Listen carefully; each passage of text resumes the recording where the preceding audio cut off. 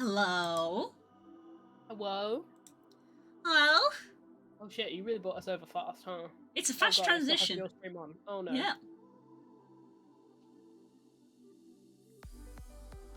Sup, If anyone gang? has seen my tweet for this art stream, I refuse to apologize. Let me see. Oh, yeah, I think I have seen that before, unfortunately.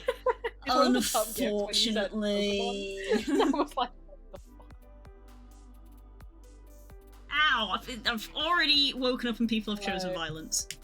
Thank you, Naren. Hello. I am here. I will warn people up top. I am ill. I sound ill.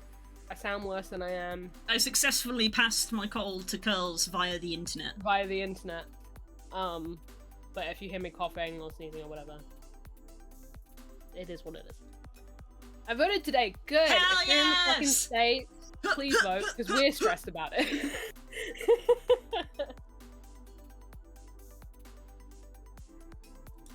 So you have spread a virus. I have. Very much. Despite the fact that me and Blue have not seen each other in person in months. Somehow Blue has given me a cold. I intend to fix that. So you can give the cold back to me. Sharing is if I was doing caring. that, I'd try to cough directly into the mic. Fuck you. Hello, Paku! Yeah, I sound a lot worse than I am. That's how I've I been- was for a while. I had like 3 days of just like sleeping all day and all night, and now I can think and speak. So. I moved my hand then, and a bunch of my dog's fur just. Yeah. What, new GPU? Hell yeah. Ooh.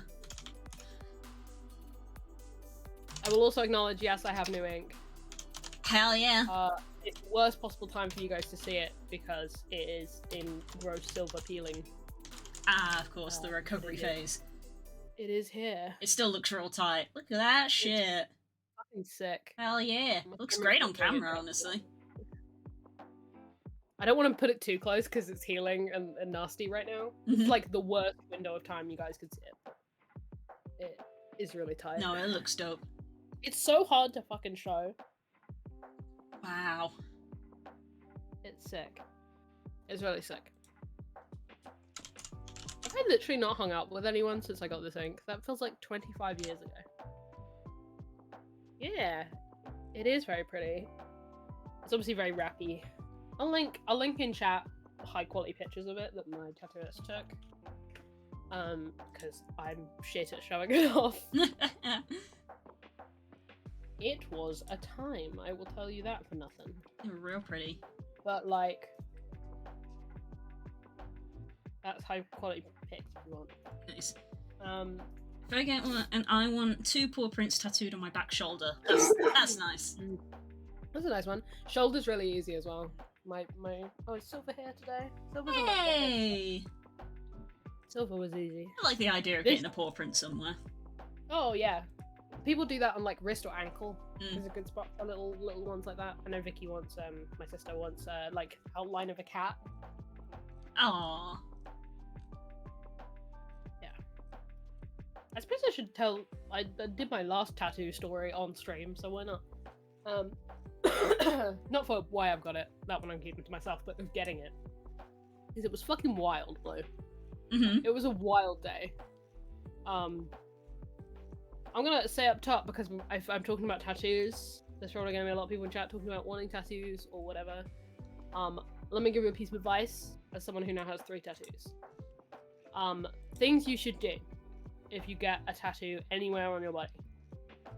Get more than your normal full night's sleep before you go in. Drink at least a litre of water before you go in. And eat a large meal before you go in. Because I'll tell you what I didn't do before this. I was like, it was a very different experience to these two. So that's what I did in the last one, and they were fun. But just like brace the body for having a bunch of adrenaline going into it. Yes. So this tattoo was done by a tattoo artist, I should say, because it's very beautiful. I should also link her Instagram. I should be prepared for that. her name is Illyria, but she goes by Flora Lamoon on Instagram, which I will link.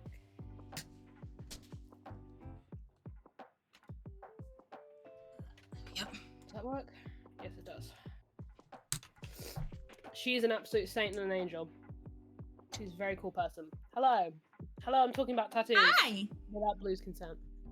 What do you mean without my consent? I'm listening interestedly. I take your silence as disinterest. No, it's the opposite. I'm listening keenly. Hello, friend.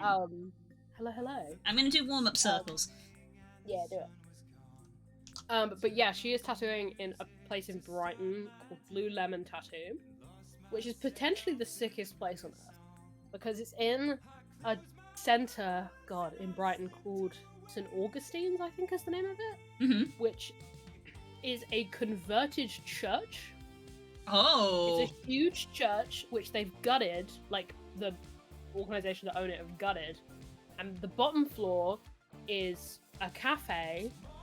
And just like a community hangout space, and it also has a bunch of like art I can't say that word today.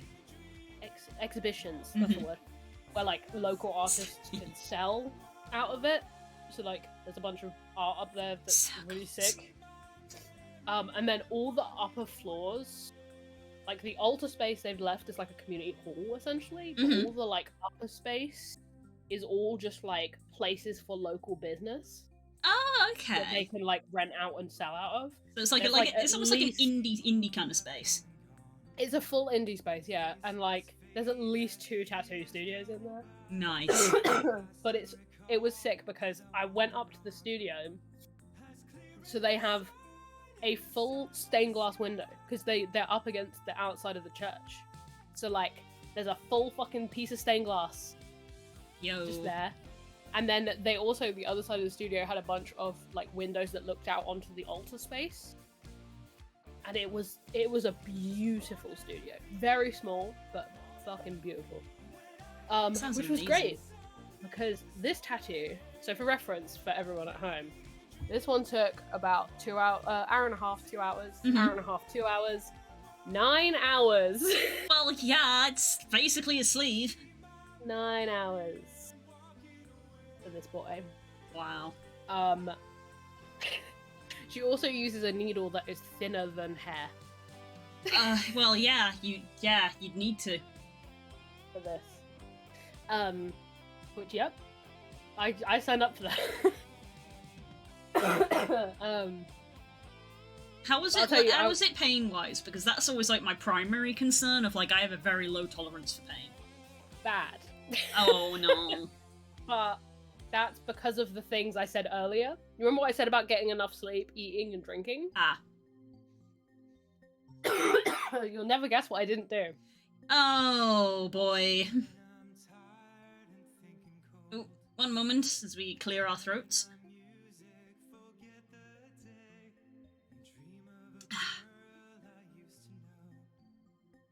Need to get yourself some tea, girl. Tea with honey is what I recommend to everybody.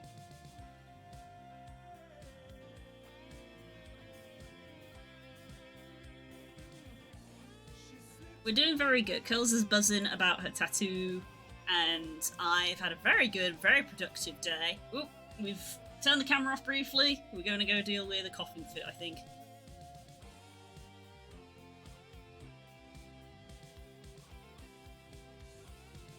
Yeah, yesterday I filmed and began editing my new TikTok. Today I finished editing it and uploaded it, so, oh, water went the wrong way. Oh dear. But yeah, if I just put that in the chat. I posted a new TikTok today. It's another very silly one. It's highly relatable for people who come here and watch me do artwork, because it's an artwork joke of me showing off my art to people. So you can always drop that a like and drop me a follow and all that jazz. It's also me shamelessly promoting my art Twitter at the very end, in the hopes that maybe I get some new followers. That would be nice. Yeah, and then today I also did a bunch of chores because today was like the dedicated chores day on the schedule that I'm trying my best to stick to. Hello, friend. So yeah, I got a bunch of stuff done, just sort of like loads of laundry, ironing. We went and did the shopping, and like I said, on top of that, I edited and posted my new TikTok. So and now I'm gonna be, carrying on my commission today with potentially hello. finishing it. Hello, welcome back. Might potentially be finishing it because I got one left to colour, and after that, it's like getting them all sized up and packaged and stuff. So that's tight as heck. I exercised my ass off because we all know I'm going to play God of War tomorrow while I watch you stream. Hell yeah. Public declaration. If anyone spoils anything for God of War for me, I will kill them. Valid.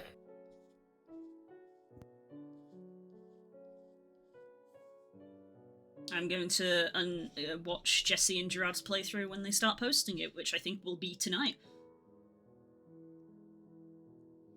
Maybe add some shading because of the metal. Yes, we will be it'll be highlighting the metal to make it look shiny. So we're going to be addressing all of that jazz once I have warmed up my wrist, because even if we're only drawing a little bit, we have to warm up our wrists so we don't get cramps and strains and things, because if I end up with an effed up hand, then I won't be able to draw anything. So we certainly don't want to be dealing with that.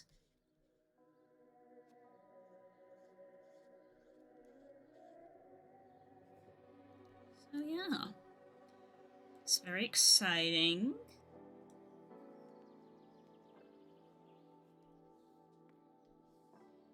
God, Cyberpunk has a gigabyte update. Good lord.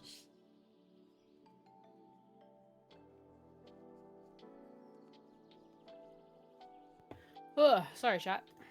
Muchos coughing fits. Yeah, I might have a few of those because the most I've talked in a few days.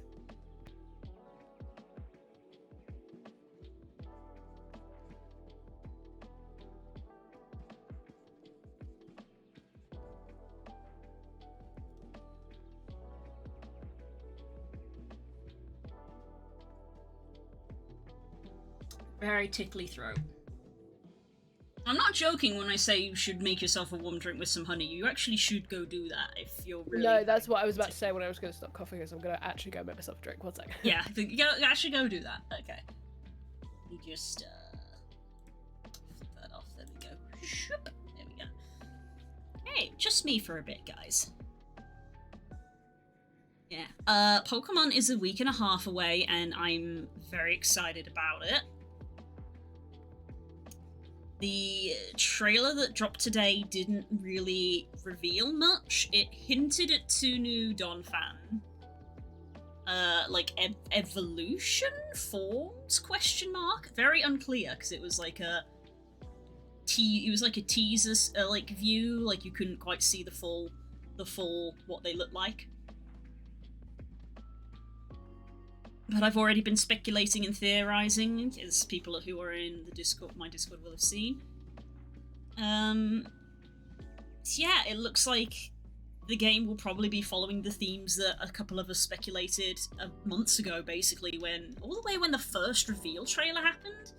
Literally, when the first reveal trailer happened, I made this guess based off things like the font, Koraidon and Miraidon, and like the fact that there was like a museum in the trailer, that the trailer was in a museum to start with, which is that I think the theme is sort of past and present or future, sorry, sort of a prehistoric and futuristic versions of things, with Koraidon, the red one, being the past, and Miraidon being the future, being all sci-fi and robotic, and even the professors seem to represent that. The 2 different professors, which are version exclusive. The one lady is kind of stylized to look almost like a caveman, and the other dude looks like he just came out of Tron.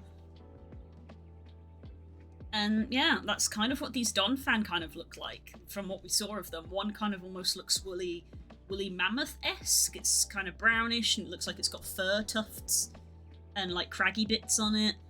And then the other one, from what we could see, has like a steel sort of like tank tread what it looked like, and it looked like it had a digital display for a face, kind of like Miraidon itself does.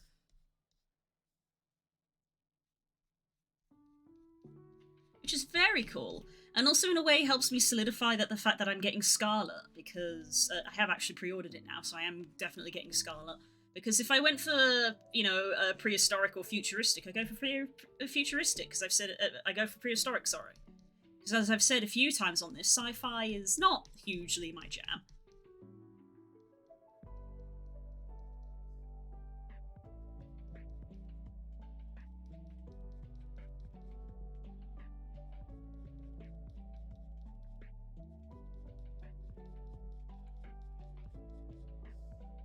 And also I think that Koraidon looks really cute in today's trailer. There's only like a 2-second clip of him just sort of standing there being a good boy, and he looked really cute. I'd go for futuristic. That's fair. Spook would probably also go for futuristic. If he was still into playing modern day Pokemon, he would get Violet and I would have Scarlet, and it would be wonderful. Apparently, Team Studios are making a Monster Hunter game. I did hear about this. Apparently there's going to be a mobile hot Monster Hunter game. I mean, I hope it's not going to be a gacha game, but it's owned by Tencent. It's gonna be some kind of gacha game. It's gonna... You know, I don't play Pokemon Masters on mobile, because that's essentially a kind of gacha game. I don't know, man. It might not be. It might not be, but, you know.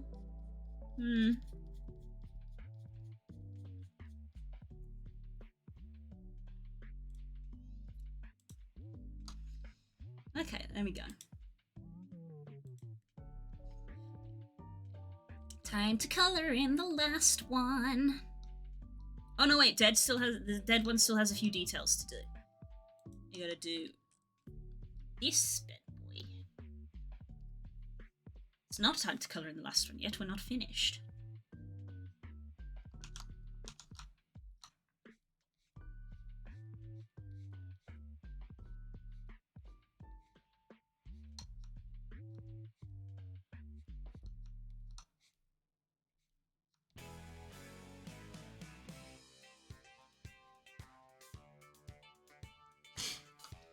More than likely, it might be like a Pokemon Unite as well. Wow, could you imagine a Monster Hunter MOBA? That'd be weird. But yeah, because obviously Unite is another Tencent game. Obviously, it's got a bunch of microtransactions, and honestly, I don't know if it's still true, but you know, I remember when it first came out, people called it very play to win.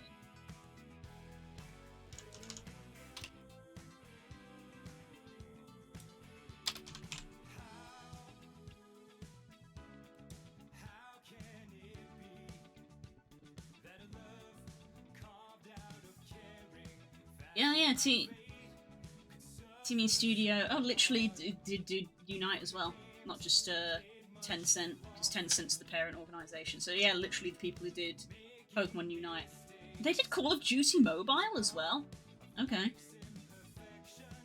Honor of Kings, Arena of Valor, GK Kart, Metal Slug Awakening. Okay, they have a variety of games that they've done.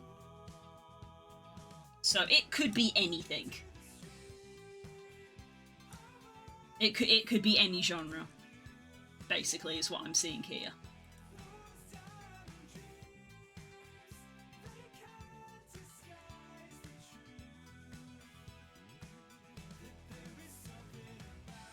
Genre, let's see. Arcade, racing, MMO, fighting games, first-person shooter, third-person shooter, casual games, fighting, first-person shooter, racing game, battle royale,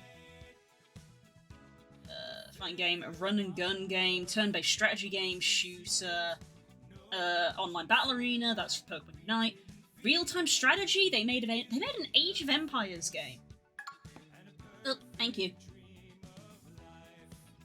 So yeah, it could be anything. It could be anything.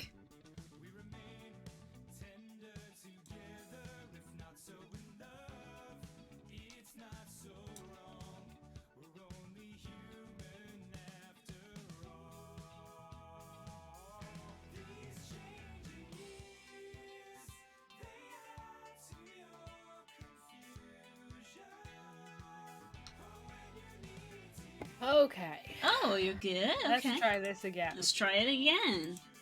I have a hot lemon based drink. Good. Sip. It's sod's law. I've literally been fine all day. Well, as you say, you've not really been talking. No, I had like a conversation with my dad earlier, and I was okay. I think it's also because dinner didn't really agree with my throat either, so that's probably not helping. But hey, everybody, I'm back for now.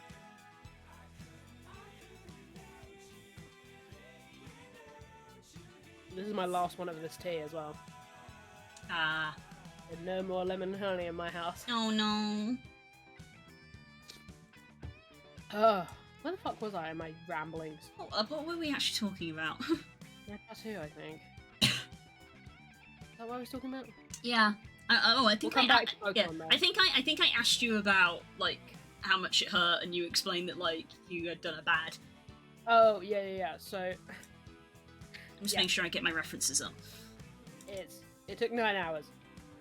And here's the thing, normally for my tattoos, my other two, in my own defense, I've had like afternoon appointments that I could get to in about 30 minutes. This one, my appointment started in the morning, and I had to get a 2-hour train to get there. So I ended up needing to be up at like 5 o'clock in the morning. As you guys know, because I had to leave Artstream early. Yep. But basically I was like so anxious about missing this train that I slept like 4 hours maybe. And then then I woke up and I ate 2 bagels, and then I went to get this tattoo for 9 hours. And that is not enough sleep, food, or water to get a 9-hour long tattoo. But basically, you can minimize how much an area hurts by just taking care of yourself better. This bitch, I didn't even feel it. Fair enough. And like, I can tell it was that because we did this side, the inner arm, and I swear to God it fucking killed. It was so painful. Not so much that I couldn't deal with it, but like enough that it was a problem. And when we stopped, we had to take 2 breaks during it, and then we stopped to go get food, because obviously we were there all day. In the cafe downstairs, and the moment I ate food and then came back, I was completely fine. I did all of this without taking a break. I did 3 hours without taking a break. Oh, It's big literally meow! 1-to-1. That was a big meow, Sadie. Goodness.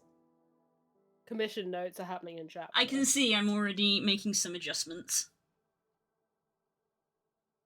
Hey, bud.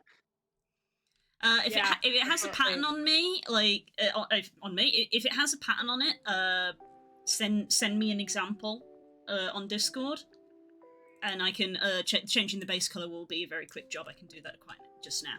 But if there's a pattern on it, send me an example. But yeah, in terms of pain, this bit hurt. All of this was fine. I think that was because of me, not because of the tattoo. But in general, I think like this area right here on the inner wrist is quite sensitive. Yes. So because even if like it's tattooing down here, these were some of the worst ones right here. But she had to like rest it. Yeah, it's basically anywhere where the skin is taut. Yeah, thin and quite It's taut. like, yeah, anywhere where skin is thin, basically, because this little tiny bit down here, inner wrist, oof, ouchie zona here, yeah. So weirdly, I was warned about this. This was totally fine. Ah. For me. Like, this little guy that's kind of coming near the elbow, totally fine. Yeah, obviously it varies from person to person. Person. Some people find bones harder. I definitely, when it pushed on my bonies. And obviously, big disclaimer, most people are thinner than me. I've got a lot of podge that's that helps in making it less painful.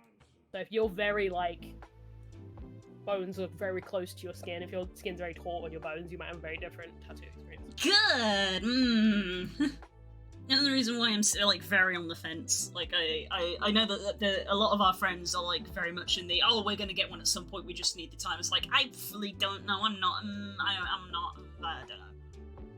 It's.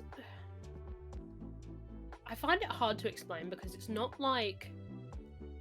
Also, hi, Beard. Hi. When we say pain, it's not like.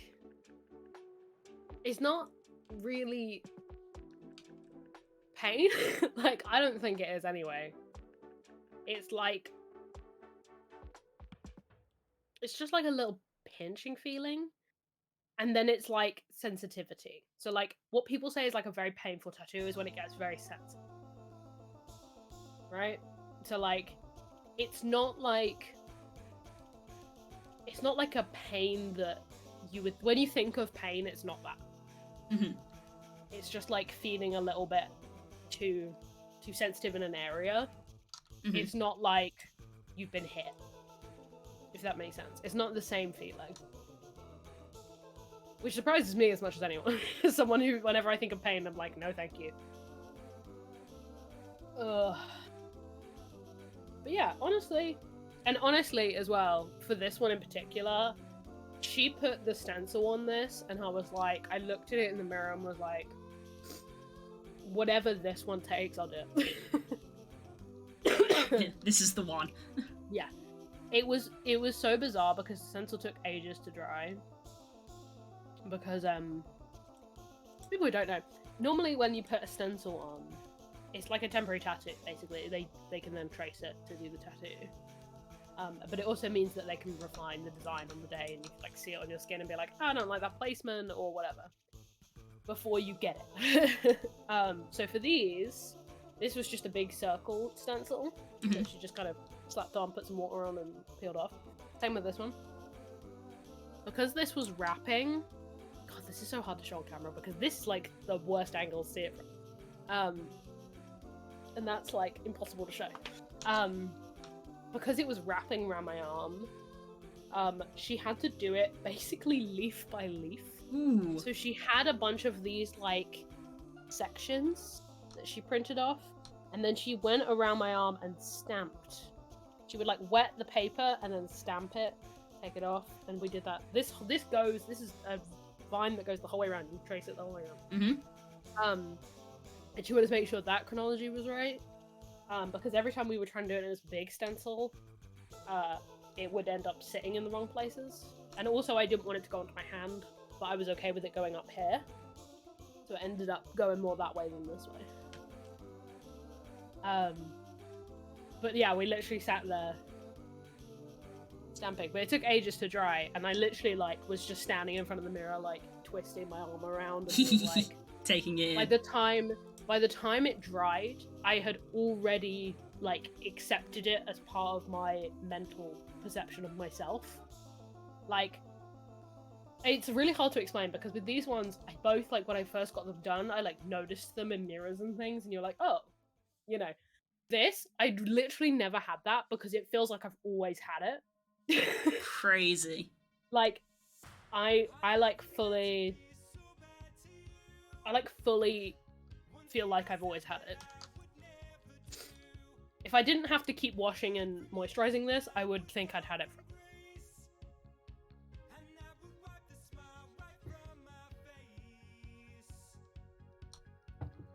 But it was a wild time. It sounds like it. And my favorite part about this story, I would have told earlier if I hadn't descended into a coughing fit. She stayed a little overtime to help me do this, which was very sweet, so thank you. Because we really got into the zone after I'd had something to eat. So like, it's so fun when you get like in it because it's like. Just it's like a sleepy space. It's almost association, but nice. It's like a meditative space. And this was also the first one where I could actually see them doing it. I literally just sat there like this, like lying down on my face, just watching her tattoo my arm. 3 hours go by. And at this point, it's been a long day. It's dark. Everyone else has left. Like, it's just us in the studio. The other lady who tattoos in there was in control of the Bluetooth speaker, and Lyria didn't know how to connect to it, and I couldn't do it at the time, so we were just sat in perfect silence doing this for like a few hours. That sounds like a sapphic painting. You missed the part where I said this was in a church with stained glass windows in the studio. Yeah. And we could hear people downstairs in the like community space where the altar of the church used to be. And we could hear people like playing instruments and things, and we were like, oh, I wonder if anyone's doing like a recording or something, because obviously the acoustics in there must be crazy. So we like cracked all the windows open that look out over that space, so we could hear people, you know, talking and like the bits of piano and things. And literally the moment, I'm not making this up, I swear to God, the moment she like took the needle out, like took a step back and went, I think I'm done, an entire choir downstairs Wow. started singing Let It Be.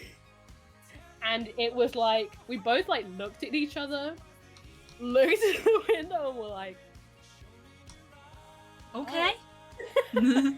It was, I literally said, I feel like we've just finished a spell. Like, tattoo spells! Like, we just cast something. It was like angelic as well, because we didn't realize that there were that many people down there. It sounded like maybe 2 or 3 people down there. But no, it was a full, we went and looked at the window, there's a full fucking choir, and there's a bunch of little tables they had set up, and I think it was like a community thing for people to come in and listen to this choir. But like, we didn't know about it, because she's just moved to that studio. And it was like magic, because they did Let It Be, they did Hallelujah. Like, it was insane. And like, we were like doing the photos, and we were like, this is crazy. Yeah, it sounds like it. Sweaty and gross, because she's just been like in a literal hyper focus for like 3 hours, and I'd just been full of adrenaline for 9. It was a wild time, but yeah, now I got this guy. See, maybe this is the angle. Maybe it's designed for when I hold mugs. Yeah, that's the pose. I really wish, next week we'll have to do it, but I really wish I could hold this right up to the camera so that you guys could see the detail in this thing is fucking crazy. But it's peeling right now, so you don't want that. But when it's not peeling, I will do so, because there is tiny, like, again, her needle's smaller than hair. So, like, you could imagine the detail that's in a thing this big. But yeah, that's what you missed on Glee. God damn it. And then I got sick, so. Oof. Sorry, not sorry. You did this to me. But you know what? Everything has a place. But because I was sick and I couldn't think, I played a lot of Hades, and I beat Hades today. So I finally beat Hades after however many years it's been. I beat 4 runs consecutively. That's fucking insane. That is insane. Including with weapons I've never cleared with. It's just like, I don't know what possessed me. Zagreus, apparently. Yeah. Possessed by the spirit of Zagreus. It was literally insane, because I've literally been stuck in this room for like 3 days, because I live with my grandmother, and we have a vested interest in her not getting ill. Excuse me. So, bless you. There it is. You got the call back, take it. We have a vested interest in her not getting ill, so I've basically been quarantining in this room. And I've been sleeping a lot. So like, I just went into, yesterday I was determined to stay up for the entire day, because I've been sleeping a lot. Because I was feeling a lot better. So I just played Hades over and over, and I just got into a loop where I just finished it every time. No matter what, like, crazy, like, caveat I came up for myself, I beat it every time. Ow!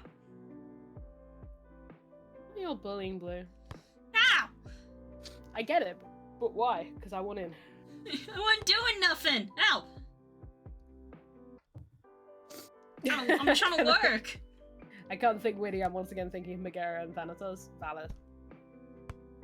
You know what's really funny? While people are bullying Blue, I'm just gonna keep talking. Ah! I was saying on Twitter that on my old corrupted run, two things. One, a testament to how fucking crazy I've gotten at this game.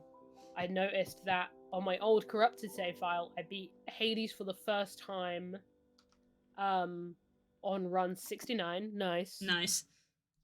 But I beat the entire game on this save on 46. Save 46. Run 46. Ah. Which is insane. Because you have to beat the game, you have to beat the final boss a number of times to get to credits, basically. But it also works out because I haven't seen anything after credits, in terms of content.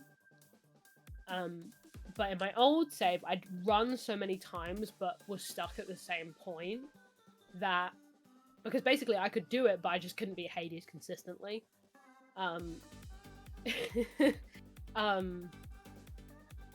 So I'd exhausted pretty much everyone's dialogue before credits. Oh, okay.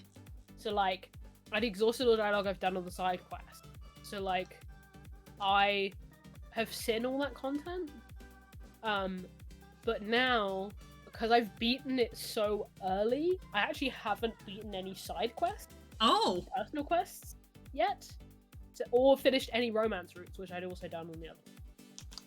Oh, I've that's maxed interesting. a bunch of people out. So now I get to see what those routes are like if you've beaten the game first. That's interesting. Because it's different. Because things are, no spoilers, but things are different. I think I've mentally decided I'm gonna, like, not, when I decide this, it's not like a quick thing, but I'm gonna eventually, I think, try and 100% Hades. Ooh, spicy. I've looked at the achievements and they're doable. Fair enough. Some of them I feel like I should have got, but I think I did them when it was in early access, so the achievement might not have existed. That reads. Because most of my playtime, the reason why my save file got corrupted is because most of my playing of Hades was when it was in early access.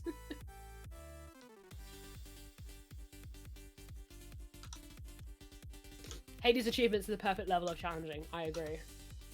I did try and beat it on Heat 8 the other day, which is the first of the Skelly trophies. Holy shit, I did not do well.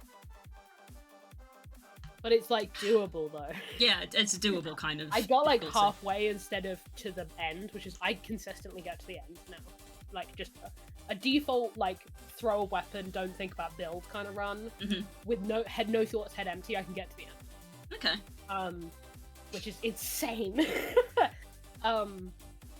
But Heat 8, I can get about halfway. Maybe one day, because I need to test my streaming setup here, maybe I'll stream a bunch of high heat runs. Ooh. It's also really funny because I won't talk about it vaguely, it's just a mechanic in the game. Mm-hmm. When you get to a certain approval with characters, so you get, for getting any approval with them, you get like a keepsake that's like a little buff. But when you get to a certain point, you get their summonable, basically, to like get them to help you. It's like a one-off buff. Mm-hmm. And I remember when on my old save, I had a bunch of the summonables because I'd maxed so many people out, and I relied on them. Like, I had like 3 charges, and I used those charges so strategically and carefully that like my whole run was built around those. Mm-hmm. I've beaten the game without unlocking the mechanic. Well, there you go then. Let's go, gamer! So now I finally got one. And in fact, ironically, it's the one I didn't have in the other one. Is the first one I've gotten in this one. But now I'm like, oh shit. There's this whole set of strategy that I hadn't even been able to use.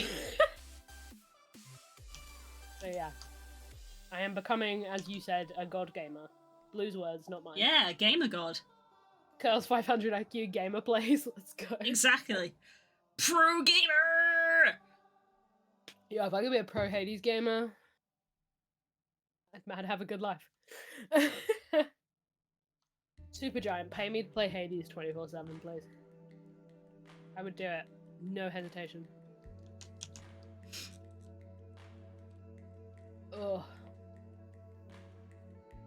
Not to do a hard subject pivot back to Pokemon, but Blue, I need you to do me a favor. Uh-huh. I need you to talk me into getting Violet instead of Scarlet. Why? Because it doesn't make sense that I want Scarlet.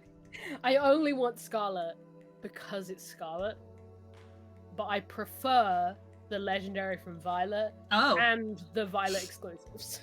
Oh, well, you see, that for me, that's the reasoning that I pick things, you know? Uh-huh. If anything, that's the reason I did choose Scarlet over Violet, because it was the opposite of you, of like, because I'm blue-coded, everybody would think I would go for Violet, but I sat and thought about it for a very long time, and literally only yesterday I put down my pre-order for Scarlet. Yeah. And I literally sat down and looked at digitally. myself. Yeah, I literally sat down and looked at myself, and I was like, the only thing that is going to be tying you to Scarlet is the legendary, because any other version exclusives, I have friends I can trade with. Most people will not trade their legendaries, so it is purely the legendary. And so it was like, with that fact alone, do I like Koraidon or Miraidon more? And I was like, it's Koraidon. I like Koraidon more. Yeah. Yes, that would have been very funny, and I would have done exactly what you were playing.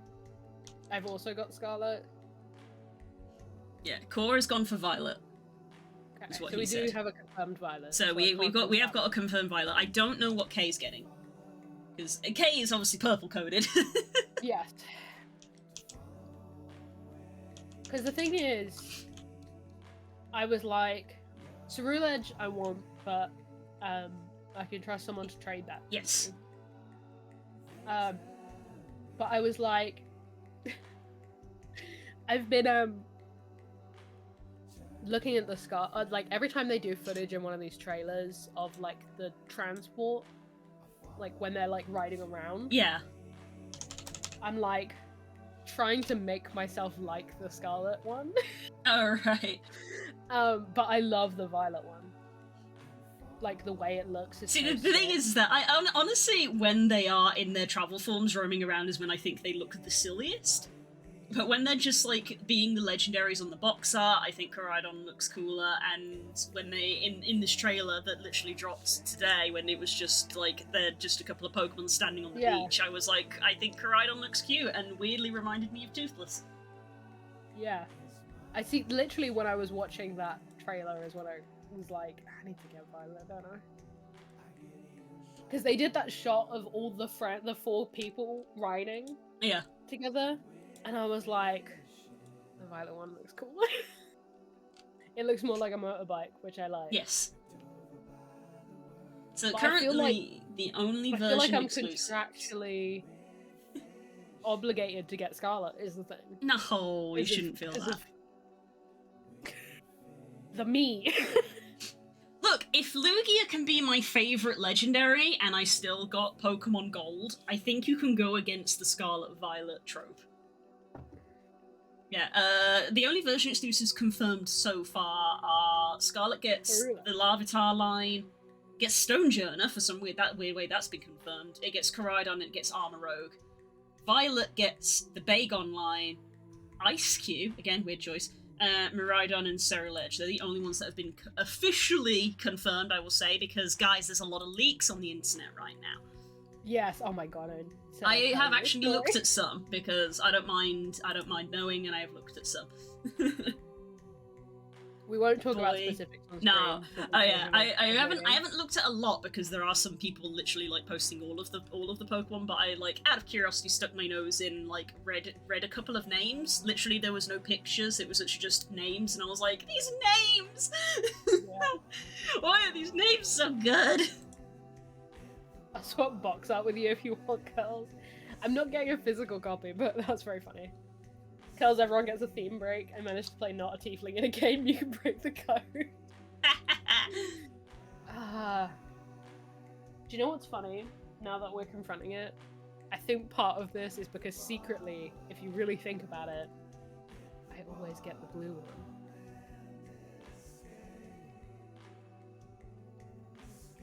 The only exception to that has been Shining Pearl. Yeah, so you had Diamond and Pearl. Diamond is definitely the blue one. Blue one, but every other gen, I got X instead of Y. Alpha Sapphire. It's true, actually. Like, yeah, historically you always get the for blue one. one. There's nothing wrong with that, though.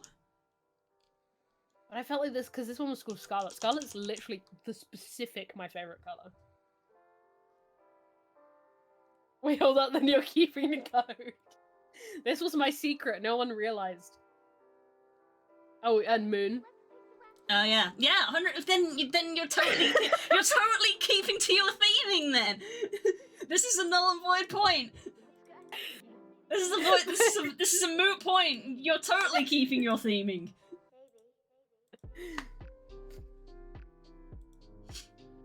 Happy Moon noises.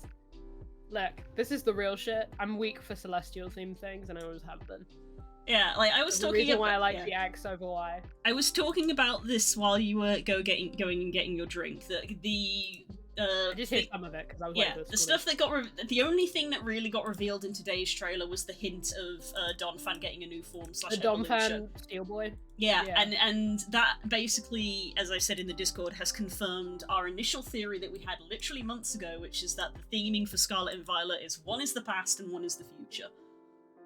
Which makes sense with everything else they've put out. Yeah. In like the last 2 years. You're Scarlet until the pocket monsters arrive. It's not true. I always pick the Fire Boy. But I do also like Ghosts, and I'm probably gonna run an all Ghost team.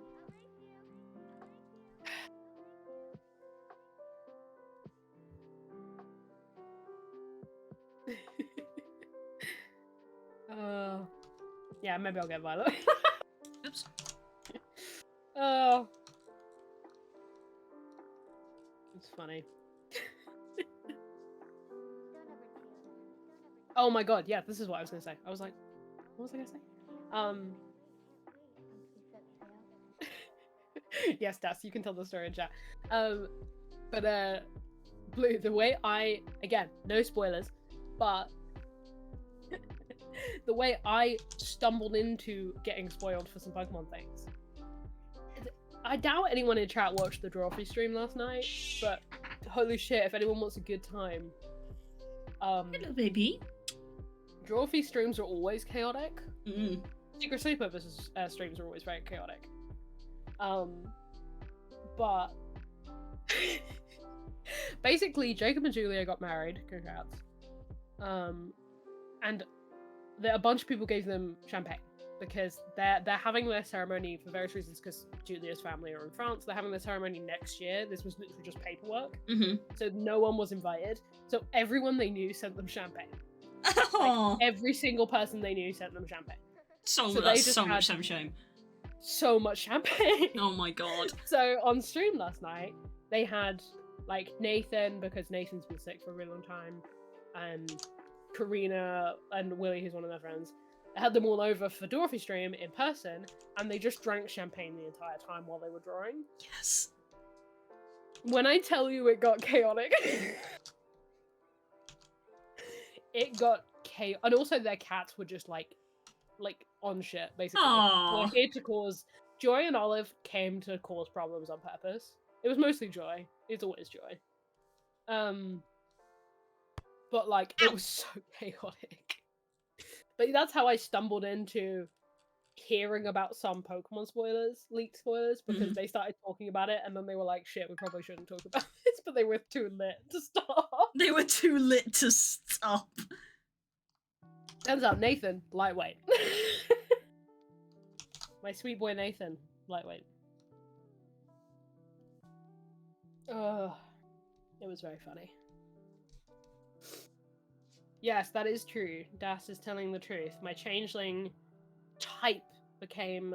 Because I died within a certain range of grass and I rolled a 1 on my save, my type became Fiend instead of Fae, which is what I was before. So Pox is having trouble shifting into anything that doesn't have some kind of demonic trait. So, on the surface,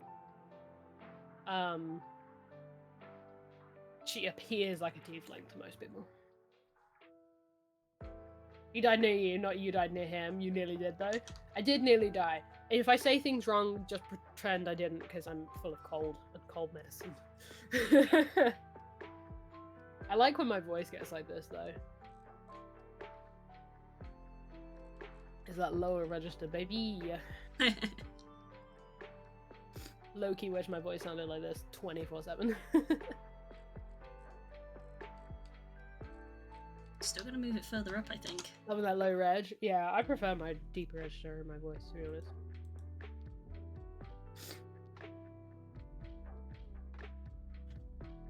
Oh. God, I wish I were a chipmunk. Amen. I feel that about myself. Chat, when I tell you I've been trying to get better and like deliberately sleeping a lot and stuff and like really putting effort into taking care of myself for Dragon Age stream tomorrow. Yes! Yes, my plan is coming together, enforcing self-care on Carls with the promise of Dragon Age! Genuinely working. Dragon Age stream tomorrow. Yeah, guys, if you aren't aware, D&D is being put on hiatus for a couple of months while Das is being a big boy and is learning new things. So we are filling the time slot by doing a Dragon Age playthrough every Wednesday. Blue doesn't know anything about Dragon Age. I've never played. Said a word near her earlier that for most Dragon Age players is very common knowledge, but Blue didn't even know what Spook was talking about. He was talking to me. So yes, Dragon Age Origins. I will say it again tomorrow. I would do a whole spiel at the start of the stream tomorrow. So yes, we'll do a big announcement, a big warm up. Yeah. I mean, just be, this will just be an off-camera thing. Curls, I will try my best to be ready pretty far in advance so that I can actually load up the game and make sure it works. Make sure it works, please, because it can be problematic. So just if you're going to encounter problems, you'll encounter problems on startup, so you'll know pretty fast if it's not going to work. From experience. I'm not going to spoil anything. I'm excited to see everything again through a fresh person's perspective. That's literally me. I'm there partly for the comedy of watching a Dragon Age encyclopedia struggle not to speak. Yes. Kels is keeping me company, but she's not allowed to obviously spoil things, and she can only offer advice if I ask for it. You directly ask for it, then I can offer. But I'm genuinely excited because I've been talking to people behind the scenes. There are a lot of like things, and like this is true for anyone who plays a game a lot. There's a lot of things that just sort of become shorthand, like very, very common knowledge that that like it will be exciting to watch someone go through it without that shorthand knowledge. I just hope that I'm at least entertaining like people want me to be, because I feel the like game will be if you're not. Because I feel like there's been a few times where people have been like, I want to see your reaction to this, and my reaction is just, oh, cool. Well, yeah, it's not like I don't want big reactions from you, because a lot of the stuff from me, chat, we're not talking to you for a second, this is just me and Blue talking. You're just here. But like, this game, have you ever done that thing where you exchange, this might be a very personal thing for me, but like, I once had a couple friends and me do a thing where we exchanged playlists of songs that we felt were about ourselves, and it was like a thing we did for fun that ended up being extremely revealing about ourselves and like a really like close bonding experience. The closest I have to that is with OC playlists. Yeah, kind of, but like, this is the first of my favorite game series, and it's like a piece of my character that is fundamental to me. So sharing that with you will innately be fun. Aww. So like, watching you interact with something I really love in a way that of someone who's like discovering it for the first time, like that's really special just in and of itself. I mean, I can get that. It's kind of, it's similar too, but obviously not on the same level as you, because, for me it was like you actually sitting down and playing Monster Hunter with me for the first time. Yes. Like, you had passive knowledge of Monster Hunter and you tried it before, so it's not the same level, but I still had that kind of, like, yay, you're playing with me! Yeah! And you know this about me, but I'm one of those people who loves to just sit there and watch people play games. So the fact that it's a single-player game doesn't bother me at all. Fair. I don't need that co-op element, I'll just sit there. And also, it's the playthroughs are different of this game, so you will have a different run, and that will be interesting enough. Yeah, I'm kind of when it comes to if you couldn't tell, guys, from any game that I've played on stream ever, I'm not actually, as much as I meme, a huge ultra gamer. I'll play games on easy mode. Oh, yeah, I don't care. Games on easy for sure. I'll play a lot of games on easy mode. If a game starts to get too hard for me, I get frustrated and leave. Yeah, we're in this for the story, baby. So, character creation, you play Dragon Age however the fuck you want, and if anyone in chat has a problem with it, I will fight them personally. Yeah, I'm saying is that character creation will probably have a lot of me actually being like, yes. even though there's no spoilers, it will probably be a lot of me being like, well, what do you think I should do? Yeah. Fortunately, this isn't a spoiler because it's the first thing you see in the menu. All the choices for character creation come with little lore bits, not in terms of appearance, but things you pick come with little pockets of lore, so you feel in the story from the get-go. Oh, nice, yeah. Yeah, I've played. I mean, 1v1 as a car park. I can name any number of RPGs that kind of do that. I mean, I'll name it because obviously I'm playing it a lot lately. Guild Wars hecking does it when you're in your character creator. It's like, you pick things that are part of your story, which you then play through. Yeah, I'm glad chat is all of play games however you want to play them, because I'm 100% in that camp. I play the entire Dragon Age series on easy. I will fight detractors in the streets.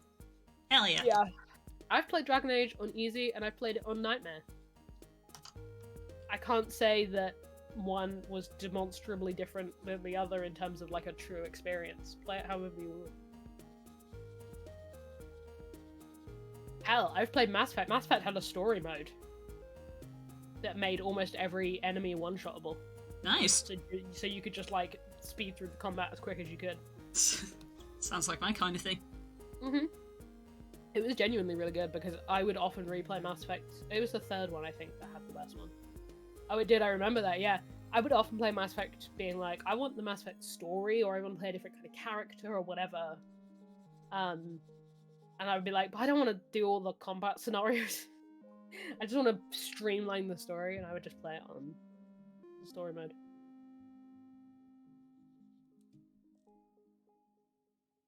Yeah, I should say, by the way, we're late, obviously we're a day late, but happy retroactive N7 day. It was a fun time. I didn't play any Mass Effect, but I got to watch a bunch of Mass Effect people lose their minds, which is just as good. I was saying to Blue doesn't necessarily get what this means, but that's okay. Love you, Blue. But it's really funny that the window of time we've chosen to play this game, introduce you to a Bioware game for the first time. I'm very content in my ignorance. Starting the week of N7 week, which is the Mass Effect day, and then we're gonna be playing during D4 day, which is Dragon Age day. It's we picked the window of time that is the Bioware time of year. It's the most Bioware time of the year. Oh my god, I was watching a streamer, 3 days ago, I think it was. Real quick, Blue. Fair enough. Sorry. Nice one, chat. Entertain, I'll be 2 seconds. I was watching a streamer on the weekend, and they literally just started their stream, and then they immediately started it with, oh, by the way, guys, if you're playing Whamageddon, you lose. And he started playing Christmas music, And then his stream immediately crashed. It was so funny.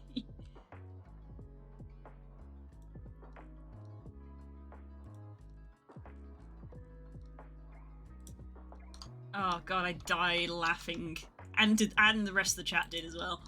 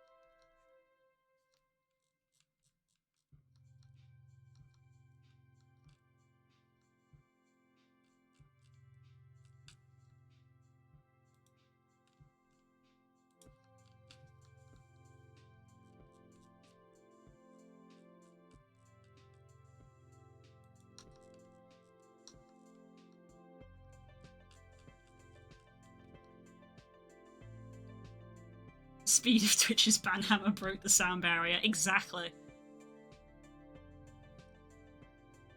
I watched it happen in real time.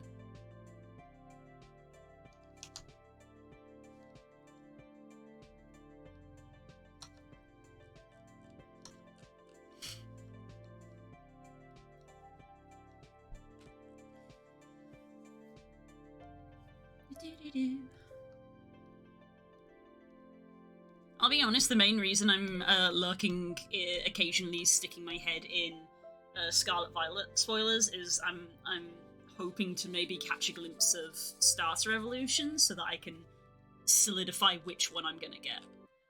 I think that's mainly what I'm hoping to achieve. Gifts and memes? Oh, heck.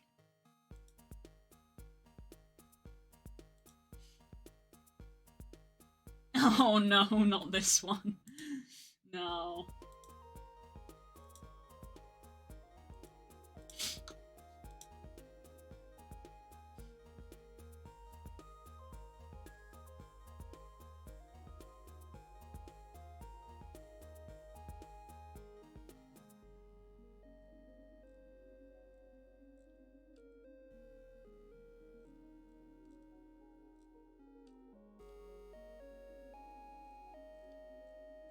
Sorry about Hi. that. That's okay. Hi.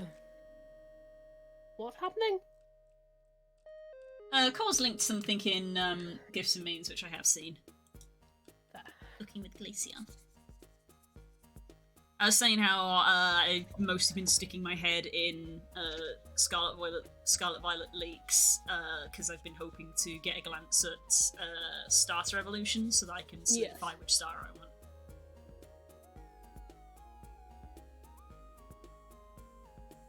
I haven't said anything about that, fortunately.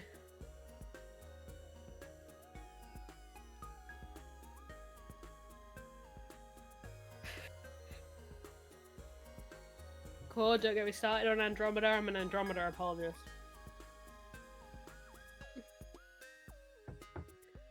Oh.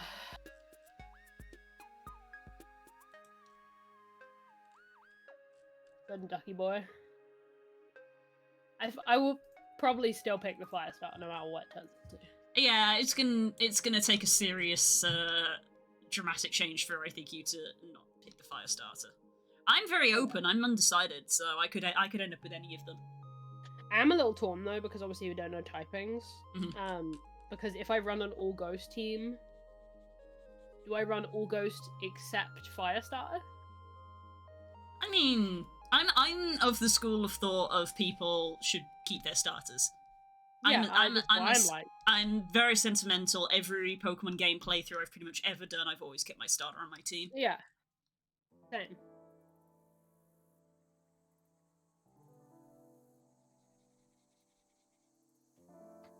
Andromeda will be after God of War and Cyberpunk and Pokemon. Your itinerary is very long. Pokemon! Because I have questions. Yeah, I told Death some amount of Andromeda lore, and they were like, what do you mean?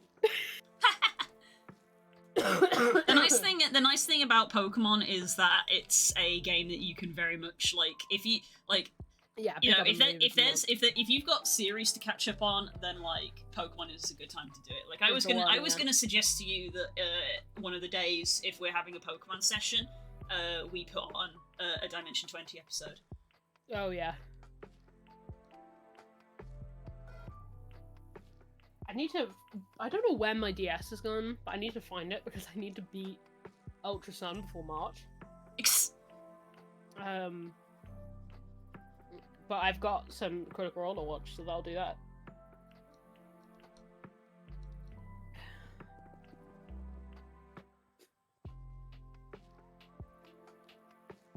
It's very good to see you, but I don't think I finished Flame and Flowers.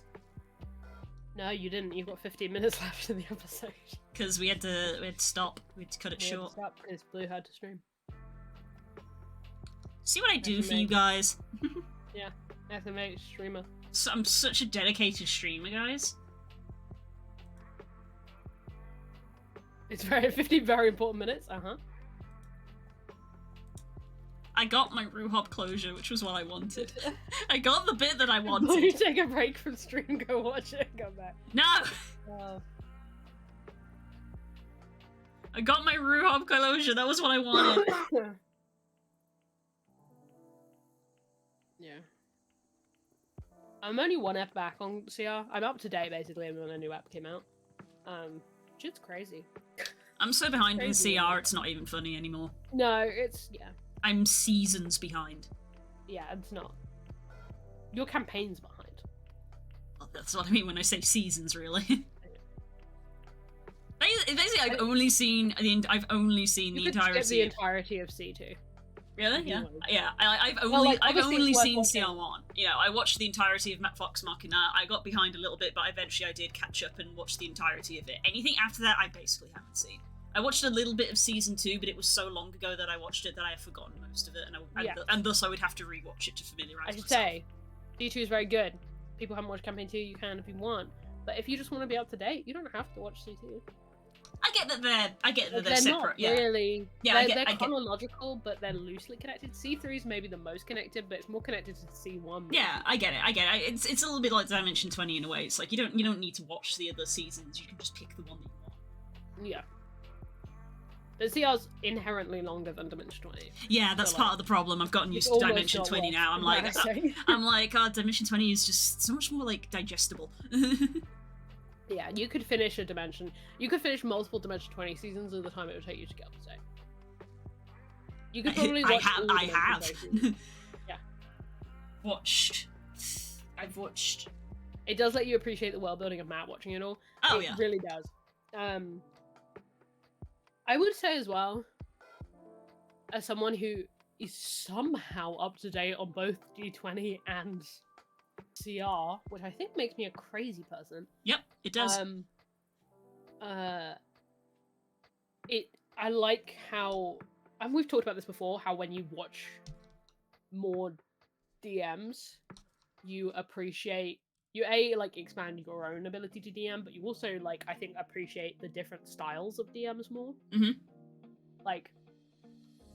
I think when I only watch CR regularly, I very much modeled. I think everyone does, right? Model yourself up on what you've seen. Yes, yes, 100%. But, coming back to watching a bunch of CR after not watching CR for forever, it really makes me appreciate Matt's unique style of doing things. Yeah, that's the thing. In the time that Sorry. It feels like Matt's the default DM until you go away from Matt and come back. Right. Matt's... Matt feels like a typical DM until you see other D&Ds, and then you're like, no, Matt has a very... Not just because he's so skilled, but like the way he runs is very specific. The style he runs is very specific. Mm-hmm. Like the way he handles things is so specific to him. Like he's way more of a unique DM that I think that he gets credit for. Yeah, it's it is because, as you say, you know, because Critical Role was essentially the first major D&D show. For some people who haven't branched out, it is their only experience of how a DM is, or at least how a professional DM is. You know, that's the thing, because I'm in the same, like, I haven't watched Critical Role in forever, so I have, you know, in the last sort of like 5 years now, I've seen more of like Brennan and Abria DMing. Yeah. Because, you know, I sat and watched all of Fae and Flowers, and I even watched like half of XU, so that means I've watched more Abria than I have Matt. So as much as I was very deeply in love with CR Season 1, I'm just basically have forgotten.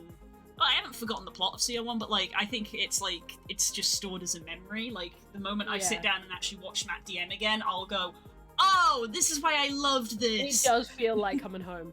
It really does. Brennan's right about Matt's world building and how he's run.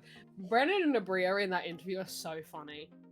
I want a regular show of Brennan and Abria and Matt hanging out, the gods of D&D. Yeah. Because that GM roundtable is so funny, because it's all of them not letting the others not take compliments. It's a whole roundtable of Abria complimenting Matt, Matt refusing or downplaying the compliment, Brennan and Abria going off at Matt, and then like cycle round.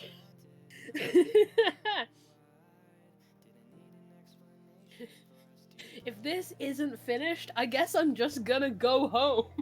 Oh no. Brennan, iconic. Humble Matt that they both target so much. Yeah, it's because Matt really can't take a compliment, bless his heart.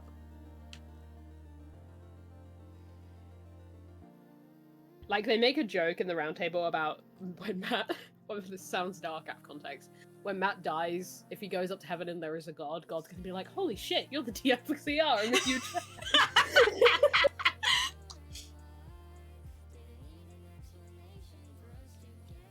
And Matt was like, can't take that one. Oh my god, it's really funny. I also find it funny, there's a whole thing in that roundtable of them roasting Brennan for eating during episodes, which is a joke. Blue knows this because she's been watching older seasons of D20. It's an old Dimension 20 joke from like first season Fantasy High days of like yelling every time Brennan eats. Mm-hmm. Brennan's eating! Which then apparently has spread to like everyone that Brennan knows. Which led to them roasting Brennan for publicly on the round table, which has meant the new adventuring party, the new like podcast thing that they do, now has an entire segment devoted to reviewing DMing snacks. Good.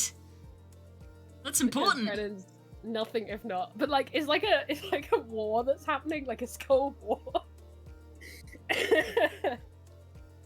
It's like an in-joke argument that is just taking place across all the most known DMs. It's really funny. It's almonds time. It sure is. If I could have a furnace on my back so they could shovel more almonds in, I would be a better DM.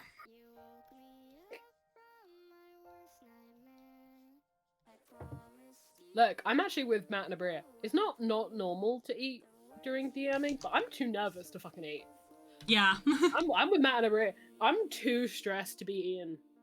Yeah, I can't say I've ever had a huge amount of snacks while I've ever DM'd. Especially, but I suppose that's because in the past, for anything that I've DM'd, it's always been immediately after dinner, because we've always done evening sessions. So that's why when you see me, every time we have break and no carb, I go downstairs and make a fucking bagel. I make a bagel. I eat something, because I cannot eat while I'm at the table. Yeah. I feel like if it was like an afternoon or something, or like we were doing like we've done a few times with other people where we like have a gaming day. It would be like, well, snacks are going to be on the table, so it's like, yeah, I'm going to snack. Yeah. I mean, when we did that session at your house, we took a break to eat lunch, which worked. Yeah. And that's because people kept leaving the table to go get snacks, and we were like, what if we just took a break? Yeah, everybody keeps snacking. Let's Clearly just get some everyone's food. hungry. This is a low tier dream, but one day I want to run one of those sessions where, while the session goes on long enough that you just order pizza halfway through. We've done that. That used to be the. I know it's most people's regular DM. Yeah, that used to be our standard when we had regular gaming sessions at Patter's place, which have now unfortunately fallen off because Patter's has moved several times, and you know, I was still living with my parents. You know, me and Spook have got our own place now since then. But it would be like a full Saturday thing. Again, it was like before anybody had work rotas where they had to work weekends. Everybody had a weekend off, so it would just be, you know, go to Patter's house, turn up at like 11 o'clock, and maybe have a bit of lunch if people are feeling it. But normally it would just be like, nope, time to start gaming, and then like 3 or 4, it's like should we just order a buttload of pizzas, and then just heckin' keep going, you know. But you know, because it's you know, very improv at Patter's place. It's like, you know, we didn't have proper maps or anything, so the pizzas are just on the table, like, you know, scooch the minis to the side. Put the pizza on the table. That's the dream. It's very normal, but that's the dream. It was good. It was good times. It's the purest form of D&D.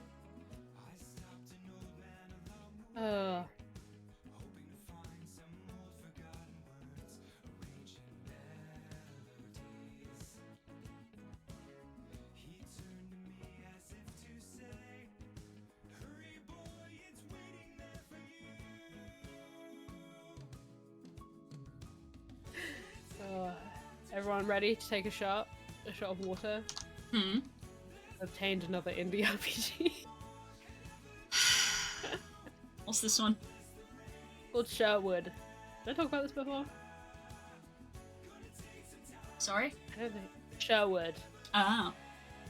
It's an indie RPG based around Robin Hood.